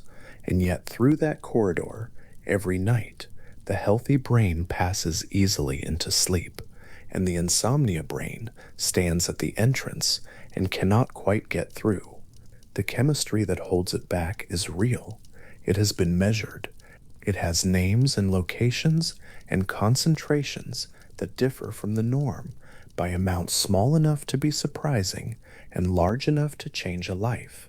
And in the understanding of those differences, in the precise patient work of imaging and spectroscopy and pharmacology that has made them visible, is the beginning of something that is neither blame nor despair, but the calm, grounded knowledge that this is biology, doing what biology does, in a system that is very close to right and not quite there. In the cross-section of a brain imaged at midnight, one region still burns. It sits behind the forehead, a broad fold of tissue just above the eyes, and in a healthy sleeper at this hour, it has grown dim and cool and quiet. In the scan of someone with chronic insomnia, it has not. The blood is still moving through it. The neurons are still firing. The metabolic machinery that powers thought and judgment and self-appraisal is running, measurably, at the same level it runs during the middle of a wakeful afternoon, and no amount of wanting sleep is enough to make it stop. This is not a metaphor. The warmth in that region is real, measurable in the flow of blood, in the consumption of glucose, in the electrical signatures of neurons that are not standing down. The scan shows it plainly, a brain trying to sleep and a brain that cannot, not because it lacks the desire, but because the physical architecture of the attempt has been interrupted somewhere in a way that leaves specific structures still lit, still humming, still doing the work they do when a person is awake and thinking hard about something that matters. What follows from that single lit image is a chain of consequences. Each structure that stays active is connected to others. Each region that fails to quiet pulls another into its wakefulness. And the whole system, the network of regions that together generate the experience of being a thinking, monitoring, feeling self, holds on into the dark hours, long past the moment it was supposed to let go. The region that glows in that midnight scan is the prefrontal cortex. It occupies the forward portion of the brain, broad and layered, and in waking life, it is the site of some of the most distinctly human neural work, planning, monitoring, assessing, comparing what is with what should be. Researchers using functional imaging have found that in chronic insomnia patients, the degree of metabolic activity in the prefrontal cortex during attempted sleep is not only elevated, but is specifically correlated with how severe the insomnia feels to the person experiencing it. The brighter that region burns, the worse the night, and the worse the night, the more that region seems unable to do the one thing that would help it, go quiet. There is something worth holding in that finding. The part of the brain most responsible for assessing how things are going is the very part that will not stop assessing, even at midnight, even in a darkened room, even when every signal from the body is asking for stillness. It is not a failure of will. It is a failure of a system whose job is to evaluate, and which, in the chronic insomniac's brain, has lost the ability to decide that the evaluation is complete. The prefrontal cortex does not work in isolation. Running beneath it, and slightly toward the back of the brain, is a curved arc of tissue that folds above the structure connecting the two hemispheres. This is the anterior cingulate cortex, a region involved in monitoring, in error detection, in the ongoing surveillance of whether things match expectations. In waking life, it is essential. It signals when something is wrong. It flags conflict. It registers the gap between what was expected and what occurred, and it keeps flagging until the gap is resolved or the mind decides to stop watching. In the insomniac brain, at the hour when sleep should be arriving, the anterior cingulate cortex is still at work. Functional imaging shows elevated blood flow and metabolic activity there during attempted sleep onset and continuing through periods of NREM sleep in chronic insomnia patients, sleep that has nominally started by the measures of the recording, but inside which a ceaseless scanning function continues. The neurons in that curved fold are still firing their assessments. The system is still looking for conflict, and what it finds, reliably, is the conflict between wanting sleep and not having it, which only extends the search. Picture it as a building at night, where one office, high up and forward-facing, still has its light on. The rest of the building has gone dark. The hallways are quiet. The lower floors have settled. But in that one office, through the window, the light burns steady, and the work continues. The same audit, the same monitoring, the same careful reading of reports that may or may not need reading at this hour. And one floor below it, another light is on. Both offices communicate. Neither has decided the shift is over. Deep within the temporal lobe, far from the forward lights of the prefrontal cortex and the anterior cingulate, sits a structure shaped roughly like an almond. It is the amygdala, and its function is older, in evolutionary terms, than the prefrontal cortex above it, older than the language and the planning and the deliberate self-assessment that the higher regions manage. The amygdala reads the emotional weight of things. It fires in response to threat, to social danger, to stimuli that carry negative charge, and when it fires, it produces a cascade. Attention sharpens, the body's arousal systems activate, and the information that triggered the response gets flagged for priority processing.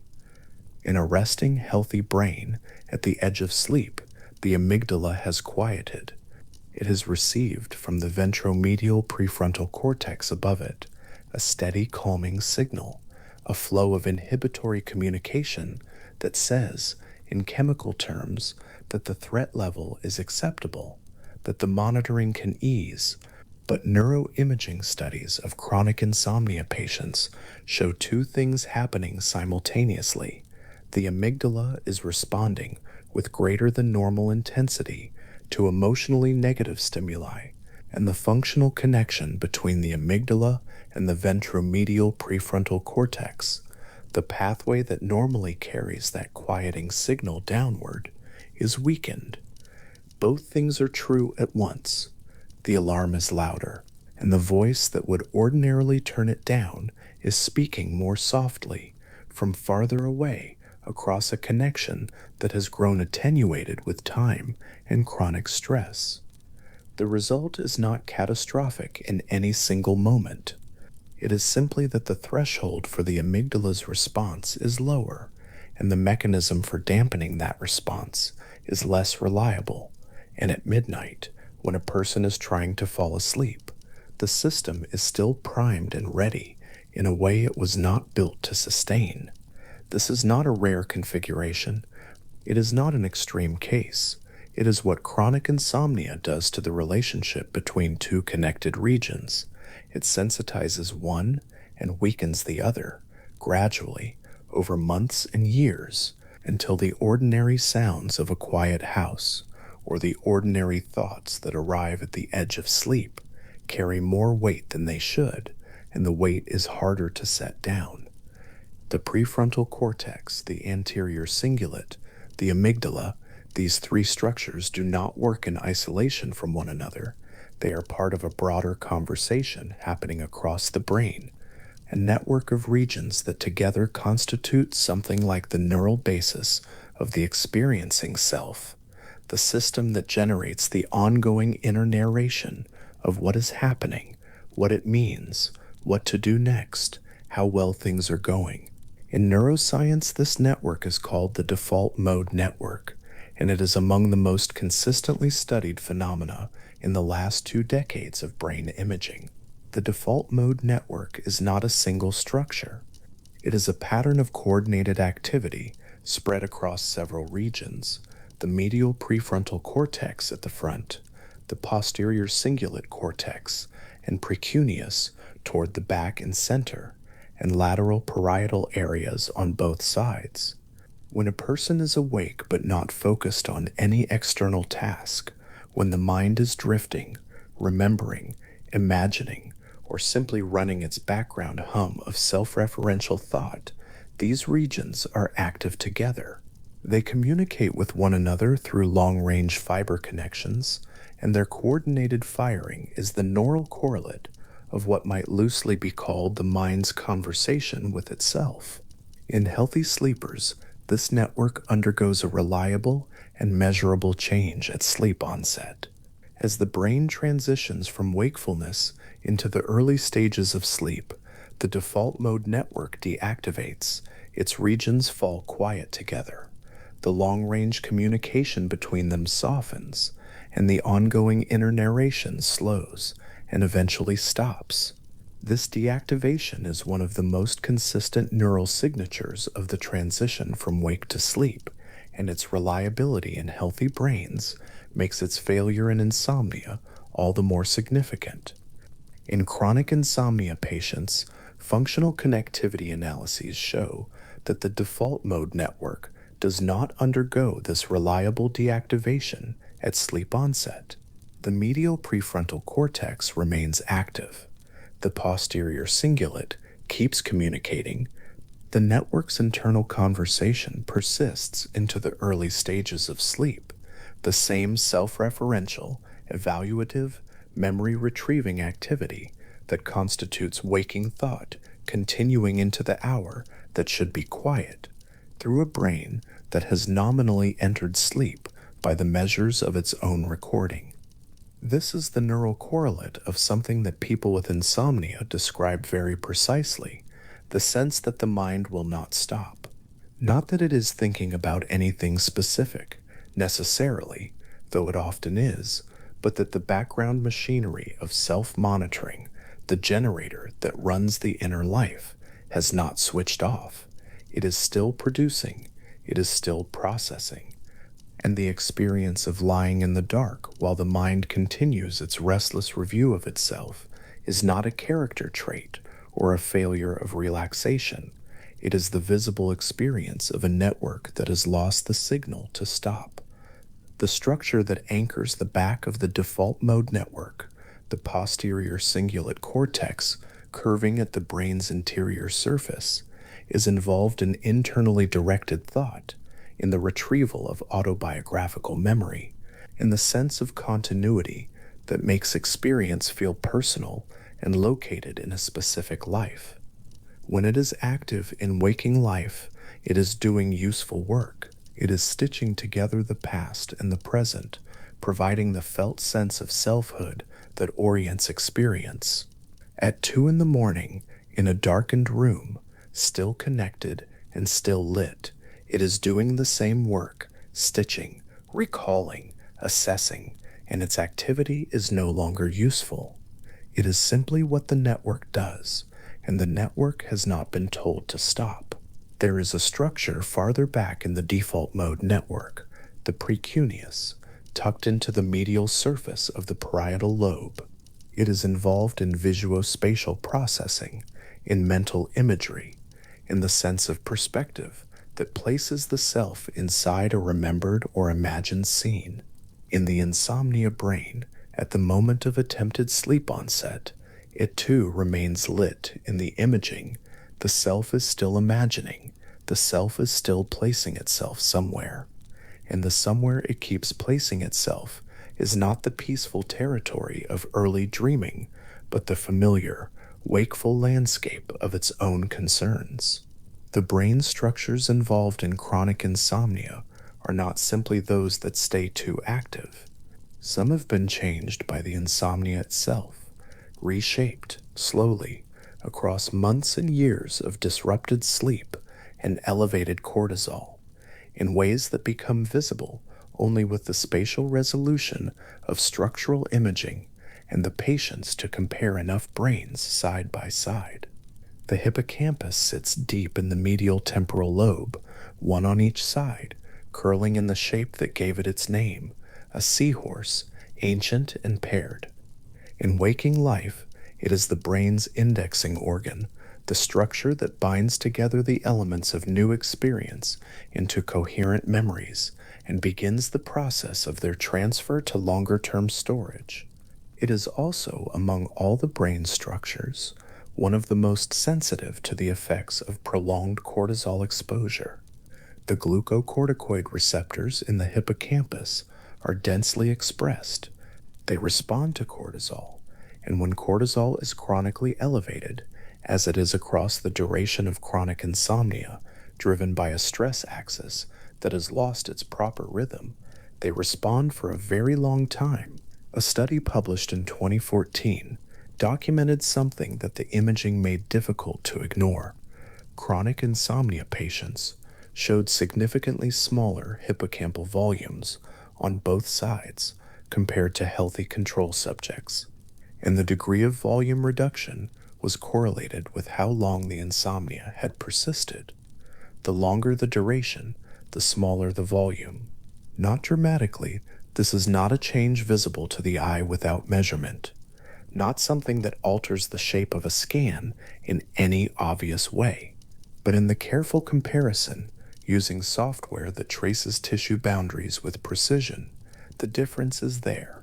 Cubic millimeters, measured across populations, consistent and reproducible. What those cubic millimeters represent is less clear.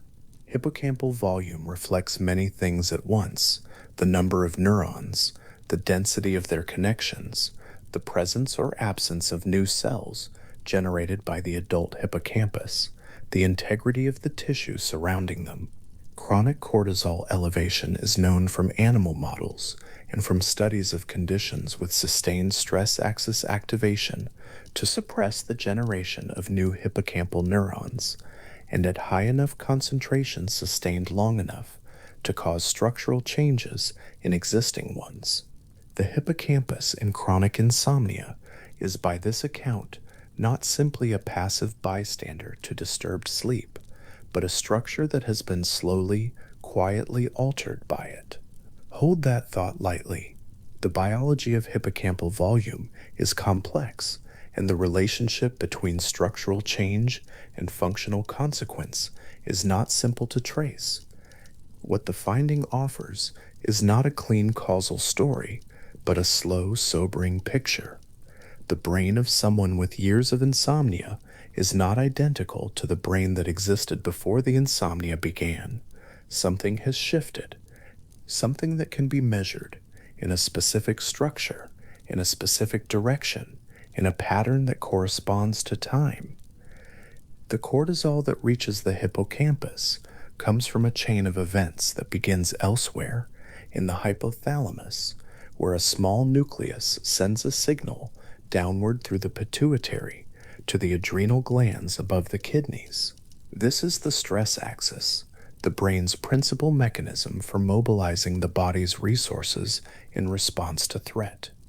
In chronic insomnia, this axis runs hotter than it should, elevated at baseline, excessively reactive to stressors, and slower to return to quiet when the stressor has passed. The cortisol it produces crests at times when the biology is asking for stillness, and the hippocampus, bathed in it across years, reflects that fact in its tissue. The stress axis and the hippocampus are not simply two separate structures with a one-directional relationship. The hippocampus is one of the primary sites of the negative feedback that ordinarily reins the stress axis in. When cortisol rises, hippocampal receptors detect the elevation and send an inhibitory signal back up the chain to dampen the response. But if the hippocampus has been altered, even modestly, its feedback signal may be weaker. And a weaker feedback signal means the axis runs a little hotter, and a hotter axis means more cortisol, and more cortisol over time means further change. The loop closes on itself slowly over months. This is not a vicious spiral that overwhelms. It is a slow drift, a gradual recalibration of a system that was once more precisely tuned. The brain is adaptive, and most of its adaptations in insomnia are attempts, however unsuccessful, to manage the disruption. The prefrontal cortex that stays active is trying to solve the problem of not sleeping. The anterior cingulate that keeps scanning is trying to detect and resolve the gap between intention and outcome. The amygdala that fires more readily is doing what it evolved to do, keeping the organism vigilant when something is wrong. These are not failures in the simple sense. They are systems doing what systems do, in conditions that have made their ordinary functioning into the source of the problem. The amygdala is worth returning to because its role in chronic insomnia is not limited to the nighttime hours. The sensitization that develops over months of disrupted sleep carries into waking life. Functional imaging studies find that insomnia patients show heightened amygdala responses to emotionally negative stimuli, not just at bedtime, but across the day, a pervasive, low-level elevation of threat sensitivity that colors experience in ways the person often cannot fully identify. Things feel slightly heavier. Minor irritants carry a charge they did not carry before. The emotional weather of the day is tilted, not dramatically but consistently, toward the negative end of the register. This is the downstream consequence of a brain that has been running its threat detection system at an elevated baseline for an extended period. The amygdala's sensitivity is not fixed, it is calibrated by experience, and the experience of chronic insomnia recalibrates it upward, ratcheting the detection threshold down so that a wider range of stimuli pass over it. This is the biology beneath the clinical observation that chronic insomnia is associated with elevated rates of mood disturbance, not as a separate complication, but as the natural consequence of a sensitized threat detection system running through every waking hour. And then the night comes again. The person lies down. The prefrontal cortex, still active, begins its assessment. The anterior cingulate, still scanning, finds the familiar gap between wanting sleep and having it. The amygdala, still sensitive, catches the low hum of concern in the body and amplifies it slightly. The default mode network, still lit, continues the conversation it has been having with itself all day. None of these systems is malfunctioning in a simple categorical way. They are all doing, faithfully, what they were built to do. The problem is that what they were built to do is incompatible, in this configuration at this hour, with the state the body is trying to enter. There is a particular detail in the functional imaging literature that carries unusual weight. In healthy sleepers transitioning into NREM sleep, the anterior cingulate cortex undergoes a reliable reduction in activity, a measurable quieting that corresponds to the subjective sense of the mind letting go of its monitoring. In insomnia patients, this quieting either does not occur or occurs much later and to a lesser degree. The monitoring continues. And the monitoring in this case is monitoring for sleep, which means that the act of searching for sleep is itself one of the things that prevents it. The structure that is supposed to go quiet cannot go quiet because its job is to notice that it has not yet gone quiet. This is not a paradox that can be resolved by trying harder. The effort to sleep, mediated through the anterior cingulate's ceaseless scanning, is part of the mechanism that maintains wakefulness. The system is caught in its own feedback, and no act of will, conducted from within the same neural architecture that is generating the problem, can straightforwardly undo what the architecture itself is producing. The prefrontal cortex, sitting above the anterior cingulate and connected to it by dense fiber tracts, adds its own contribution to this configuration. Its persistent activity during attempted sleep is not simply a sign of general arousal, it is specifically associated with the kind of deliberate, evaluative cognition that healthy sleep requires the suspension of. Planning, assessing consequences, comparing present experience to past or desired states, rehearsing, these are prefrontal functions, and the evidence suggests they are the specific prefrontal functions that remain active in the insomniac brain at sleep onset. Not all thought, but the particular variety of thought that requires an awake, evaluating mind. The ventromedial subdivision of the prefrontal cortex, the portion that lies closest to the center and bottom of the frontal lobes, tucked just above the point where the nose meets the skull, is the region most directly involved in the regulation of the amygdala's response.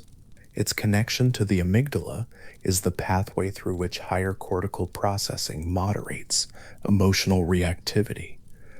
When this connection is strong and functional, a frightening thought or a troubling sensation can be met, assessed, and contextualized, its charge reduced by the cortex's broader knowledge of what it actually means. In chronic insomnia, this connection is measurably weakened. The moderating voice is quieter. The emotional charge of a thought is less likely to be fully contextualized and reduced. This means that at midnight, when a thought arrives about tomorrow, about the day that just passed, about the experience of lying awake. It arrives with more of its emotional weight intact than it would carry in a brain whose prefrontal amygdala pathway was fully functional. The thought is not necessarily catastrophic in content. It may be entirely ordinary, the kind of thought that in daytime passes through and dissipates without much trace. But in the insomnia brain, at the edge of sleep, carried by an amygdala calibrated too sensitively and insufficiently moderated from above, it holds on, it stays, it pulls attention toward itself, and attention is the very resource that sleep requires to be withdrawn. The network of structures involved, the prefrontal cortex, the anterior cingulate, the amygdala, the default mode network's distributed regions, does not form its pattern of persisting activity overnight. These changes accumulate across weeks and months of disrupted sleep, and across the same period, the structural changes in the hippocampus unfold at their slow volumetric pace, and the stress axis settles into its elevated baseline, and the amygdala's sensitivity drifts gradually upward. The configuration of the chronic insomniac's brain at midnight is not the same configuration it began with. It has been shaped by the insomnia itself, altered in anatomy and physiology by the sustained experience of not sleeping, so that the brain it brings to each new night is a brain more predisposed to wakefulness than the one that first lay down months or years before, wondering why sleep would not come. There is a kind of patience required to hold this picture clearly. The brain is not broken. The structures involved are performing their functions. The prefrontal cortex is doing what prefrontal cortices do. The amygdala is detecting what amygdalae detect. The default mode network is generating the inner life it was assembled to generate. The problem is not that these systems have failed. The problem is that the conditions under which they operate have shifted, gradually and measurably, in a direction that makes the ordinary transitions between their waking activity and the quiet that sleep requires harder and harder to complete. 2 fMRI scans placed side by side, one from a healthy sleeper at the edge of sleep onset, and one from a chronic insomnia patient at the same physiological moment, tell the whole story in color. In the healthy sleeper's scan, the prefrontal cortex has dimmed, the anterior cingulate has quieted, the amygdala is resting at low activation, gently moderated by the still present connectivity of the ventromedial regions above it. The default mode network has deactivated, its regions no longer lit or communicating, the inner conversation paused. In the insomnia patient's scan, the prefrontal cortex still glows, the anterior cingulate still shows signal, the amygdala is not at rest. The default mode network's regions remain connected and active, the medial prefrontal cortex still processing, the posterior cingulate still engaged, the precuneus still placing the self somewhere inside an imagined or remembered scene. It is a brain at midnight that looks in its functional patterns more like a brain at midday, not identical, not operating at full waking intensity, but refusing the descent, holding on to the configuration of arousal past the point when the body's own signals have been asking it to let go. The hippocampus, slightly smaller than it was before the chronic insomnia began, sits at the center of the medial temporal lobe, receiving the cortisol that has not stopped arriving, doing the work of encoding and consolidating what it can of the fragmented, shallow sleep that manages to occur. Its feedback to the stress axis, slightly attenuated, its voice in the system marginally quieter than it once was. It is still working. It is still trying to do what hippocampi do. And in the slowly shrinking gap between what it can accomplish and what it once could, something small and persistent is being lost. Not suddenly, not all at once, but across the long arithmetic of nights. The anterior cingulate scans, the prefrontal cortex assesses, the amygdala fires with its recalibrated sensitivity, the default mode network holds its conversation, and the hippocampus in the medial temporal lobe waits in its modified landscape for the slow wave sleep and the sleep spindles that would carry the day's experience forward into more permanent form. A sleep that keeps arriving too shallow, too briefly, too interrupted by the activity of the other regions to do its fullest work. All of it is happening simultaneously, not in sequence, not in the orderly fashion of a textbook diagram with labeled arrows and numbered steps, but in the tangled, parallel, mutually influencing way that biology actually unfolds, a dozen systems connected to a dozen others, each affecting and being affected. The whole configuration drifting slowly across months toward a state that is its own self-sustaining condition. Not a disease in any simple cellular sense, not a damage that shows on a CT scan or announces itself in a blood test, but a state, a configuration, a set of relationships between structures and their activities and their chemistries that has settled over time into something that looks and feels and functions like a brain that cannot power down. In the dark room, in the quiet, the scan glows softly with what is still there, the regions still lit, still connected, still doing faithfully what they cannot stop doing. And the brain that contains them, lying still in the dark, is waiting for a transition that its own activity is making harder to begin, a transition that requires, more than anything else, that the very systems doing the waiting fall quiet enough to let it arrive.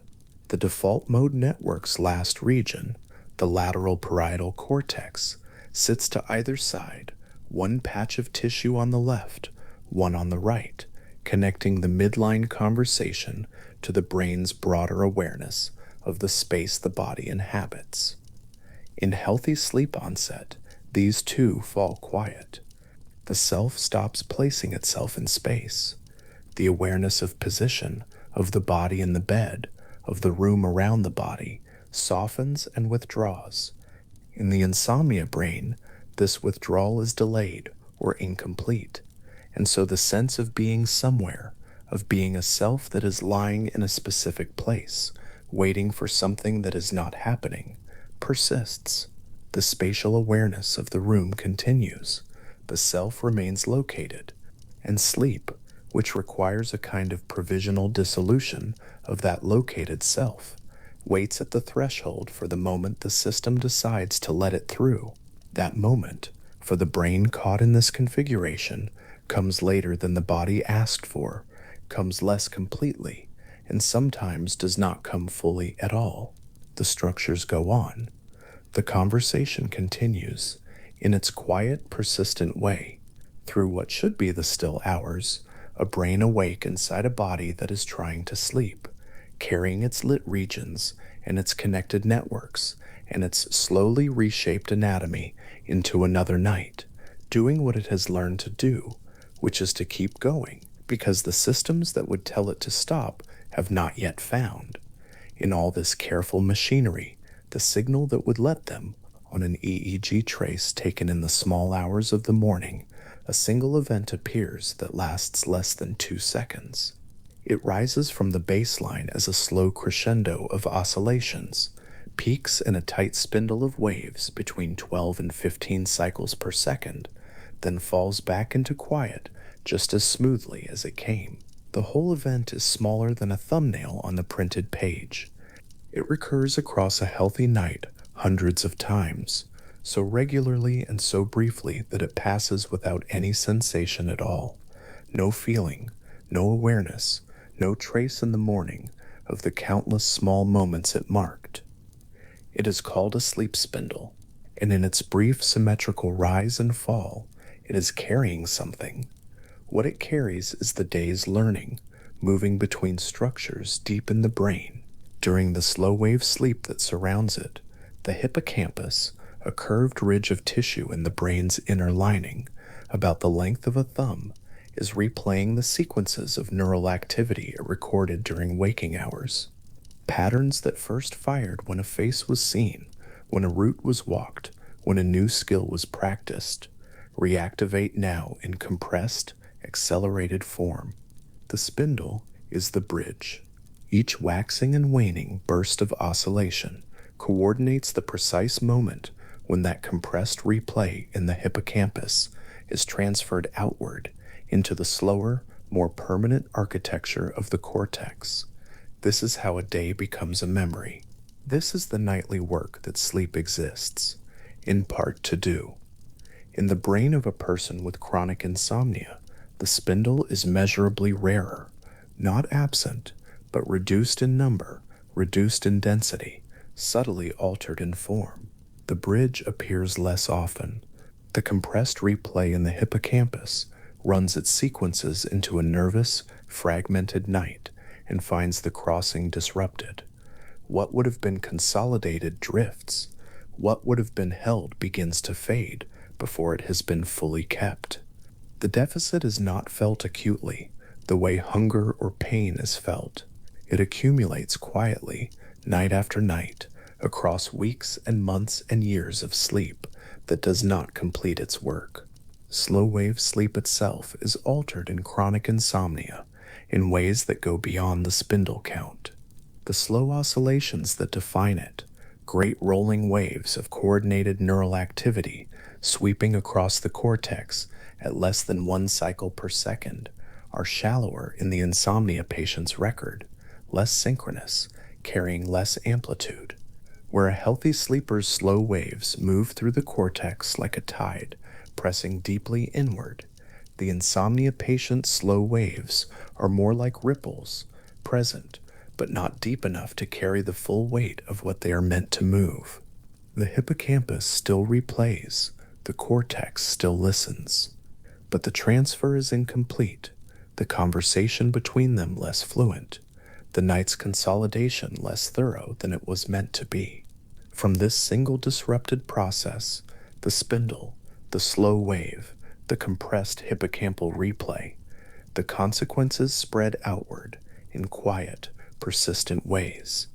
Declarative memory suffers, the kind of memory that holds facts, names events, the texture of a day that happened last Tuesday.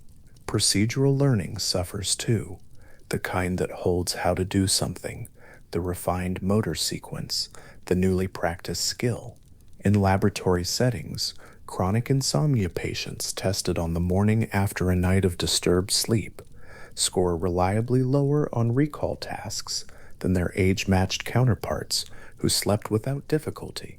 The differences are not catastrophic, but they are consistent, and they are real, and they are the direct trace of what the spindle was meant to do and could not. There is a second consequence that runs deeper still and touches not memory's content, but its character. Working memory, the capacity to hold several things active at once, to turn them over, to reason across them, is measurably impaired in people living with chronic insomnia. Neuroimaging taken while insomnia patients perform working memory tasks shows something that seems, at first, to be contradictory. The prefrontal cortex, the region most critical for holding and manipulating information in the short term, glows more brightly in the insomnia patient's scan than in the healthy sleepers. More activity, not less, more apparent effort, and yet the performance is worse. The extra metabolic investment is not buying better results. The brain is working harder to do less. This pattern has a name in cognitive neuroscience, though the experience of it needs no label. Reduced neural efficiency, the same output requiring more input, the system spending more to receive less in return. A car consuming twice the fuel to travel the same distance. A muscle that has to fire harder just to lift what it used to lift easily. The compensatory activation visible in the imaging is the brain recruiting more of itself to do what a well-rested brain can do with its resources in reserve. Over time, across the accumulated nights of a chronic condition, the cost of that constant extra effort is not nothing. The brain does more than consolidate memories during sleep. It also processes the emotional weight of what has been experienced, and this second function, quieter and less well understood, is disrupted by insomnia in ways that leave a different kind of trace. During REM sleep, the stage in which the eyes move beneath closed lids, the breath becomes quicker and irregular, and the brain lights up in patterns that closely resemble waking. The emotional tone of recent memories is being gently loosened from their content. An event that carried distress when it happened is replayed in a neurochemical environment quite different from the one it was originally encoded in. Norepinephrine, the chemical of stress and alerting, falls to near silence during healthy REM sleep. The locus coeruleus, the dense knot of neurons in the brainstem that broadcasts norepinephrine across the whole brain, goes almost quiet. In this unusually low-stress environment, the memory of the distressing event is reactivated, but without the full biochemical signature of the original distress. The information is preserved. The sting is reduced. By morning, the memory holds its content, but carries less of its original weight. This is the brain's own mechanism for making experience navigable. Not forgetting, something more precise than forgetting. The memory remains accessible and accurate, but its emotional charge has been gently filed down overnight, made easier to hold, easier to integrate into the larger story of a life. Research testing this process in sleep laboratory settings has given it a simple, direct name: overnight therapy. And what the research shows, when it examines this process in the context of chronic insomnia, is that it does not work as well. In chronic insomnia, REM sleep is disrupted in several ways simultaneously. Its total duration is reduced. Its latency, the time between sleep onset and the first REM episode, is increased. Its individual episodes are fragmented, interrupted, shorter than they should be. And running beneath all of these disruptions is the chemical problem. The locus coeruleus, whose near silence during REM sleep is the essential precondition for emotional reprocessing, does not fall as quiet in insomnia. The elevated noradrenergic tone that characterizes the insomniac brain during wakefulness, the extra alerting signal that keeps the system running when it should be winding down, does not fully release its hold even in REM. The stress chemistry intrudes into the one sleep stage specifically calibrated for its absence. The effect on emotional memory is measurable. In laboratory studies using standardized sets of images, neutral photographs, mildly positive photographs, and photographs carrying negative emotional weight, chronic insomnia patients show a systematic drift in recall. After a night of disturbed sleep, the negative images are remembered more reliably than the neutral or positive ones. The weighting has not been corrected overnight. The emotional editing that healthy sleep performs has been incomplete. What was negative remains weighted as negative, perhaps more so, because the gentle deflation that should have happened in the small hours did not happen fully enough. This is not a dramatic effect. It is not the sudden emotional flooding of an acute crisis. It is the slow, steady accumulation of a bias, accruing night after night, week after week, in a brain that cannot complete the work it is trying to do. A brain that wakes each morning having processed less than it needed to process. A brain that carries yesterday's weight alongside today's new experience, the freight building quietly across months and years of insufficient REM sleep. The theta rhythm from the hippocampus that normally fills the REM stage, a slow, regular oscillation at around 4 to 7 cycles per second, is itself part of the processing machinery. It coordinates the hippocampal cortical exchange that continues even during this dreaming stage of sleep, integrating newly emotional material into older autobiographical structures. In the norepinephrine quiet environment of healthy REM, this theta rhythm moves freely through the networks it is meant to coordinate.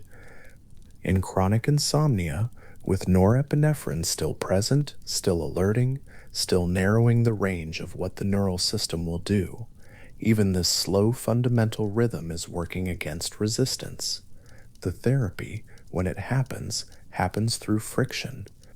There is something in the quality of the early morning hours, in the long window between 3 and 6 o'clock, when REM sleep is most abundant and most sustained in healthy sleepers, that makes this the brain's richest processing time. The deepest consolidation has already run in the first half of the night, during the long, slow wave phases.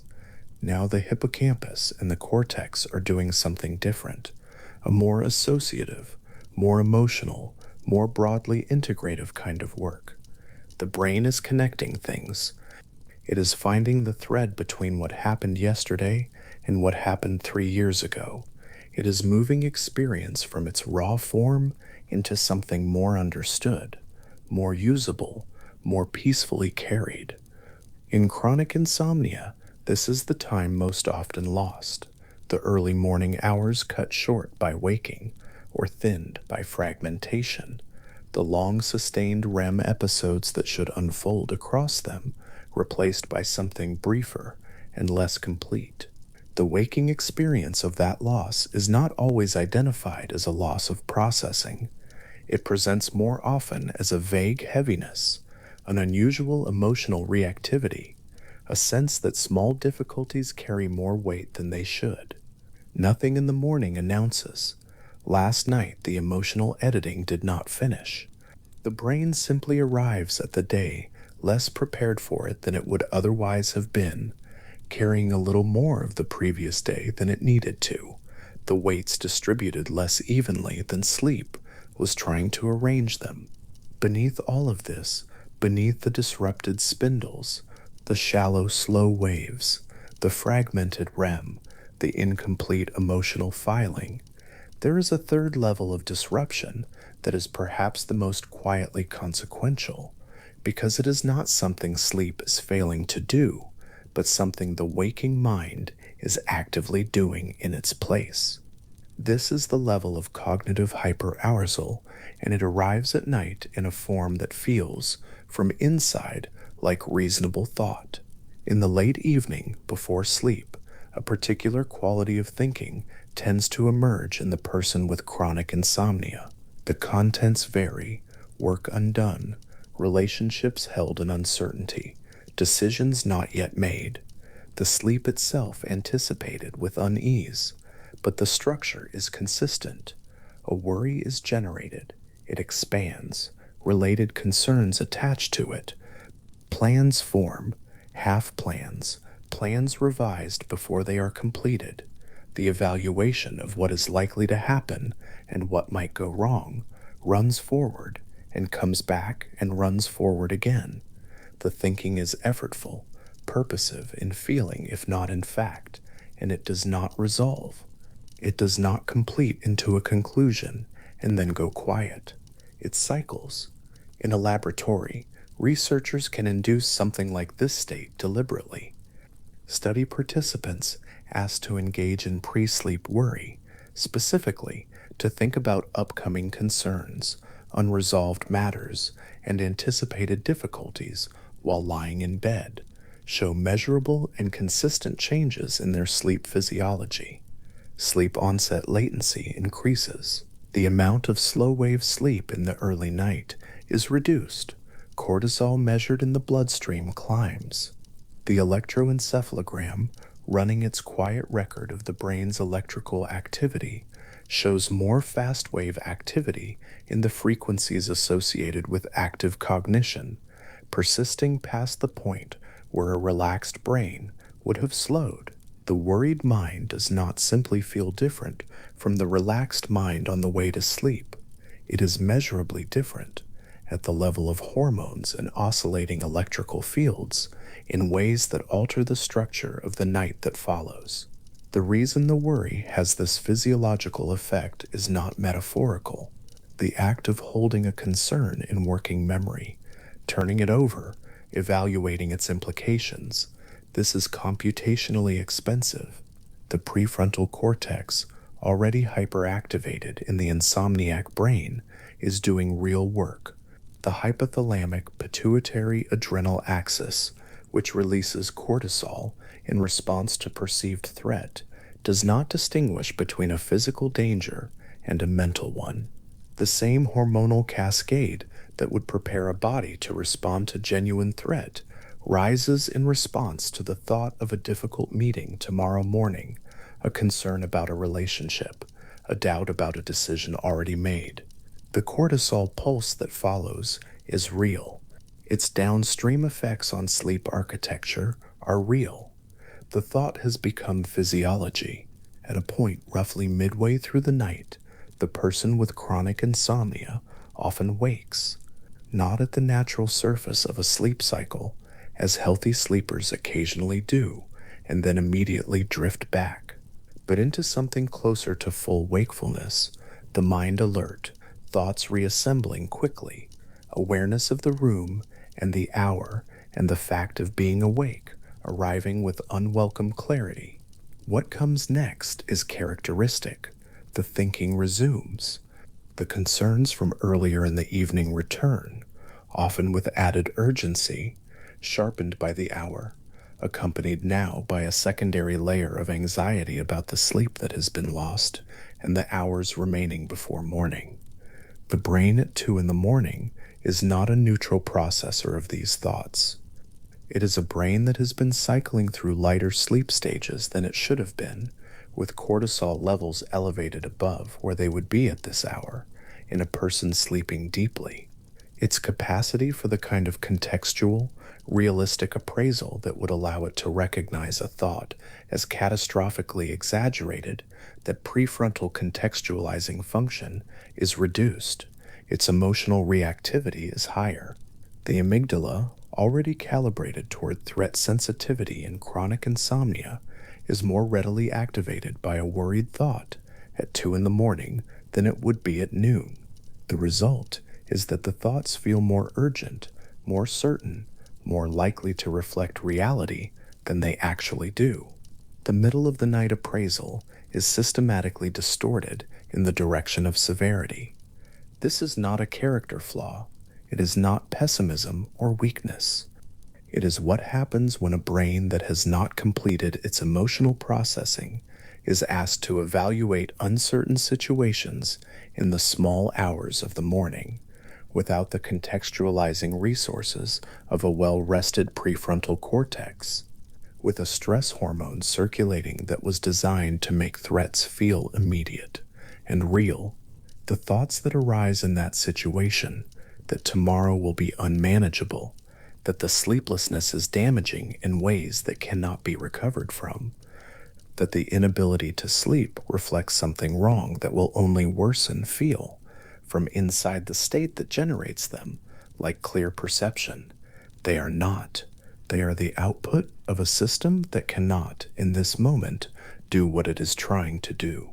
The psychologist Alison Harvey developed a model of insomnia that maps this process in careful detail, following the cascade from initial arousal through selective attention, distorted appraisal, and counterproductive behavior, and back again to greater arousal, a loop that is self-sustaining once established. In the model, a person who wakes at 2 in the morning and begins to monitor their own sleep, listening internally for signs of sleepiness, checking the time, assessing whether the body feels rested or tired, is performing an act of attention that makes sleep less likely, not more. The act of watching for sleep is incompatible with the passive, unmonitored drift that sleep requires. The monitoring keeps the prefrontal cortex engaged. The engagement keeps the EEG fast. The fast EEG sustains the sense of wakefulness. The sustained wakefulness generates more monitoring. This loop is not a description of weakness or failure. It is a description of a system doing exactly what systems do, maintaining a state that has become established through repeated reinforcement.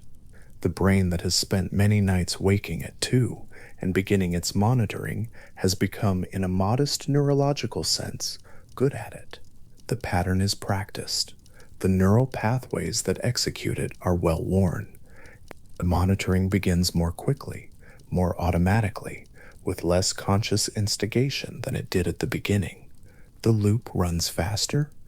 The insomnia deepens, not because anything catastrophic is happening in the underlying biology, though the underlying biology is genuinely altered, but because a pattern of response to that biology has been learned, repeated, and over time made more reflexive. There is a strange intimacy to this aspect of insomnia, the way the mind's own habits become part of the mechanism that sustains it. The thoughts that feel most like honest self-assessment in the small hours are, by the available evidence, among the least accurate assessments the mind produces. The certainty that the night is unrecoverable, the conviction that tomorrow is ruined, the sense that the body is being damaged in real time by each additional minute of lying awake. These are not simply wrong as propositions, though they are in most cases wrong as propositions.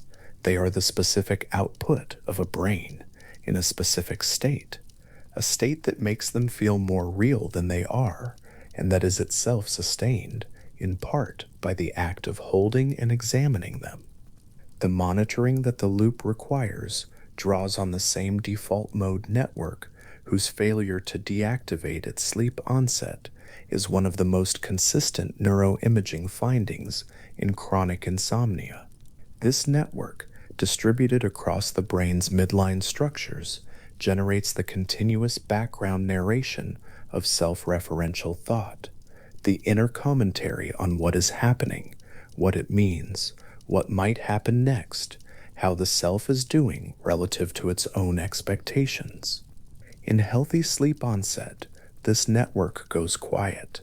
Its activity falls away as the brain transitions through the lighter stages towards slow-wave sleep, the self-monitoring suspended, the inner narration setting down its thread. In chronic insomnia, it does not set down the thread. It continues, generating the commentary, keeping the sense of a watching self active at the moment, when the absence of a watching self is exactly what sleep requires. The narrative that runs in this network is not neutral in its content. It is, in the context of chronic insomnia, weighted toward the negative, toward threat, toward anticipated failure, toward the catalog of things that have not gone well and might not go well. This weighting is both a cause and a consequence of the disorder. It is partly explained by the disrupted REM processing that has left emotional memories more weighted toward the negative than they would otherwise be. It is partly explained by the cortisol elevation that primes the threat detection system to find signals readily. And it is partly explained by the sheer experience of chronic sleep difficulty, the genuine frustration, the genuine consequences, the genuine fatigue that accumulates across nights and weeks and months, and that provides the default mode network with ample material for its commentary. All of this, the disrupted spindles, the shallow slow waves, the fragmented REM, the emotional memory bias, the working memory deficit, the monitoring loop, the running self-referential narration that will not go quiet, is happening simultaneously in the same brain, in the same dark room, in the same long hours between midnight and morning. These are not separate disorders. They are facets of a single state, a brain that cannot disengage from its own activity, that cannot hand over the quiet hours to the processes that need them, that is caught in the effort of sustaining wakefulness at precisely the moment when the relinquishing of that effort is what it needs most to do. The cortex that is still metabolically active when it should be going quiet, the HPA axis still releasing its stress hormones when the body is asking for stillness, the cortex, the locus coeruleus, still broadcasting its alerting signal into the prefrontal cortex, and the hippocampus and the thalamus. All of these are parts of the same failure, the same fundamental inability to disengage. And at the surface of that failure, where the physiology meets the mind, are the thoughts themselves, the worries, the plans, the appraisals, the monitoring, the conviction, held at 2 in the morning with the full force of a subjective certainty that the wakefulness will not end. What makes the thoughts feel necessary is part of what makes the loop run. The brain in hyperarousal is doing what brains do under conditions of perceived threat, attending to it, turning it over, trying to solve it. Sleep is not a problem that can be solved by attention. It is a process that requires the suspension of the solving impulse. Every effortful attempt to induce sleep is at the level of neural activity, another cycle of the EEG in the wrong direction, more beta, more gamma, more fast frequency cognition, the opposite of the slow drift toward alpha and theta, and eventually delta, that sleep onset requires. The trying is the obstacle, and the trying cannot simply be stopped by deciding to stop trying, because the trying has become automatic, built into the pattern of the night, a reflex of a system that has learned to expect wakefulness and has organized itself around that expectation. In the laboratory, a person with chronic insomnia placed in a polysomnography suite, wired with EEG electrodes, breathing sensors, the whole technical apparatus of sleep science, often sleeps worse on the first night than on subsequent nights, then better, then worse again when asked specifically to sleep well, because they are being measured. The EEG records impassively the response of the monitoring system to the condition of being monitored. More fast wave activity, more arousal. The signal of the disorder is amplified by the act of measuring it, because measurement is a form of attention, and attention in this system is exactly what keeps the wakefulness alive. There is something worth sitting with in this picture, not to find it distressing, but to find it clarifying. The most active, insistent, effortful thinking that happens in the small hours of a sleepless night is also the thinking least suited to the moment. The most urgent appraisals are the least accurate ones. The most determined attempts to solve the problem of not sleeping are the attempts most likely to sustain it.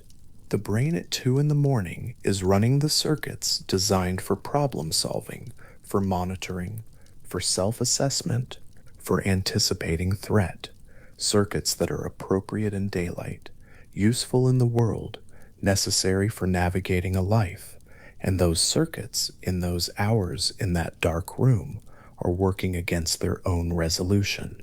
The thoughts that arise in that state carry a quality of authority that they do not entirely deserve. The conviction that tomorrow is impossible, the sense that something fundamental is wrong, the certainty that the sleeplessness will continue, that the night is beyond repair, that wakefulness is the only honest accounting of what is happening in the body. These thoughts feel like clear perception. They are in fact the output of a sleep-deprived prefrontal cortex operating in elevated cortisol, with an overactive amygdala lending its threat sensitivity to every association the working memory generates. The thoughts are real events in a real brain. They are not, in most cases, accurate reports about a real world. There is no alarm in this observation. There is something almost restful in it, the recognition that the urgency is a product of the state, not a signal about the state. That the thoughts at 2 in the morning are not delivering a verdict that cannot be appealed. That the biology generating them is known, mapped, documented in EEG traces and cortisol curves, and spectroscopic GABA measurements, and functional connectivity scans, a system whose behavior is understood even if it is not yet easily changed. The brain carrying chronic insomnia is not a broken brain.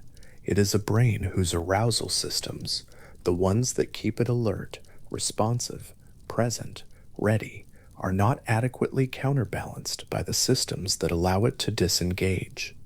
The chemistry that should quiet it does not quiet it fully. The oscillations that should slow do not slow. The regions that should go dark stay lit.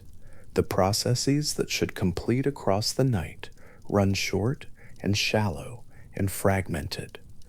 And at the surface of all of this, making it feel immediate and personal, are the thoughts, the monitoring, the worrying, the effortful, well-intentioned attempts to solve the problem of being awake by thinking about it more carefully.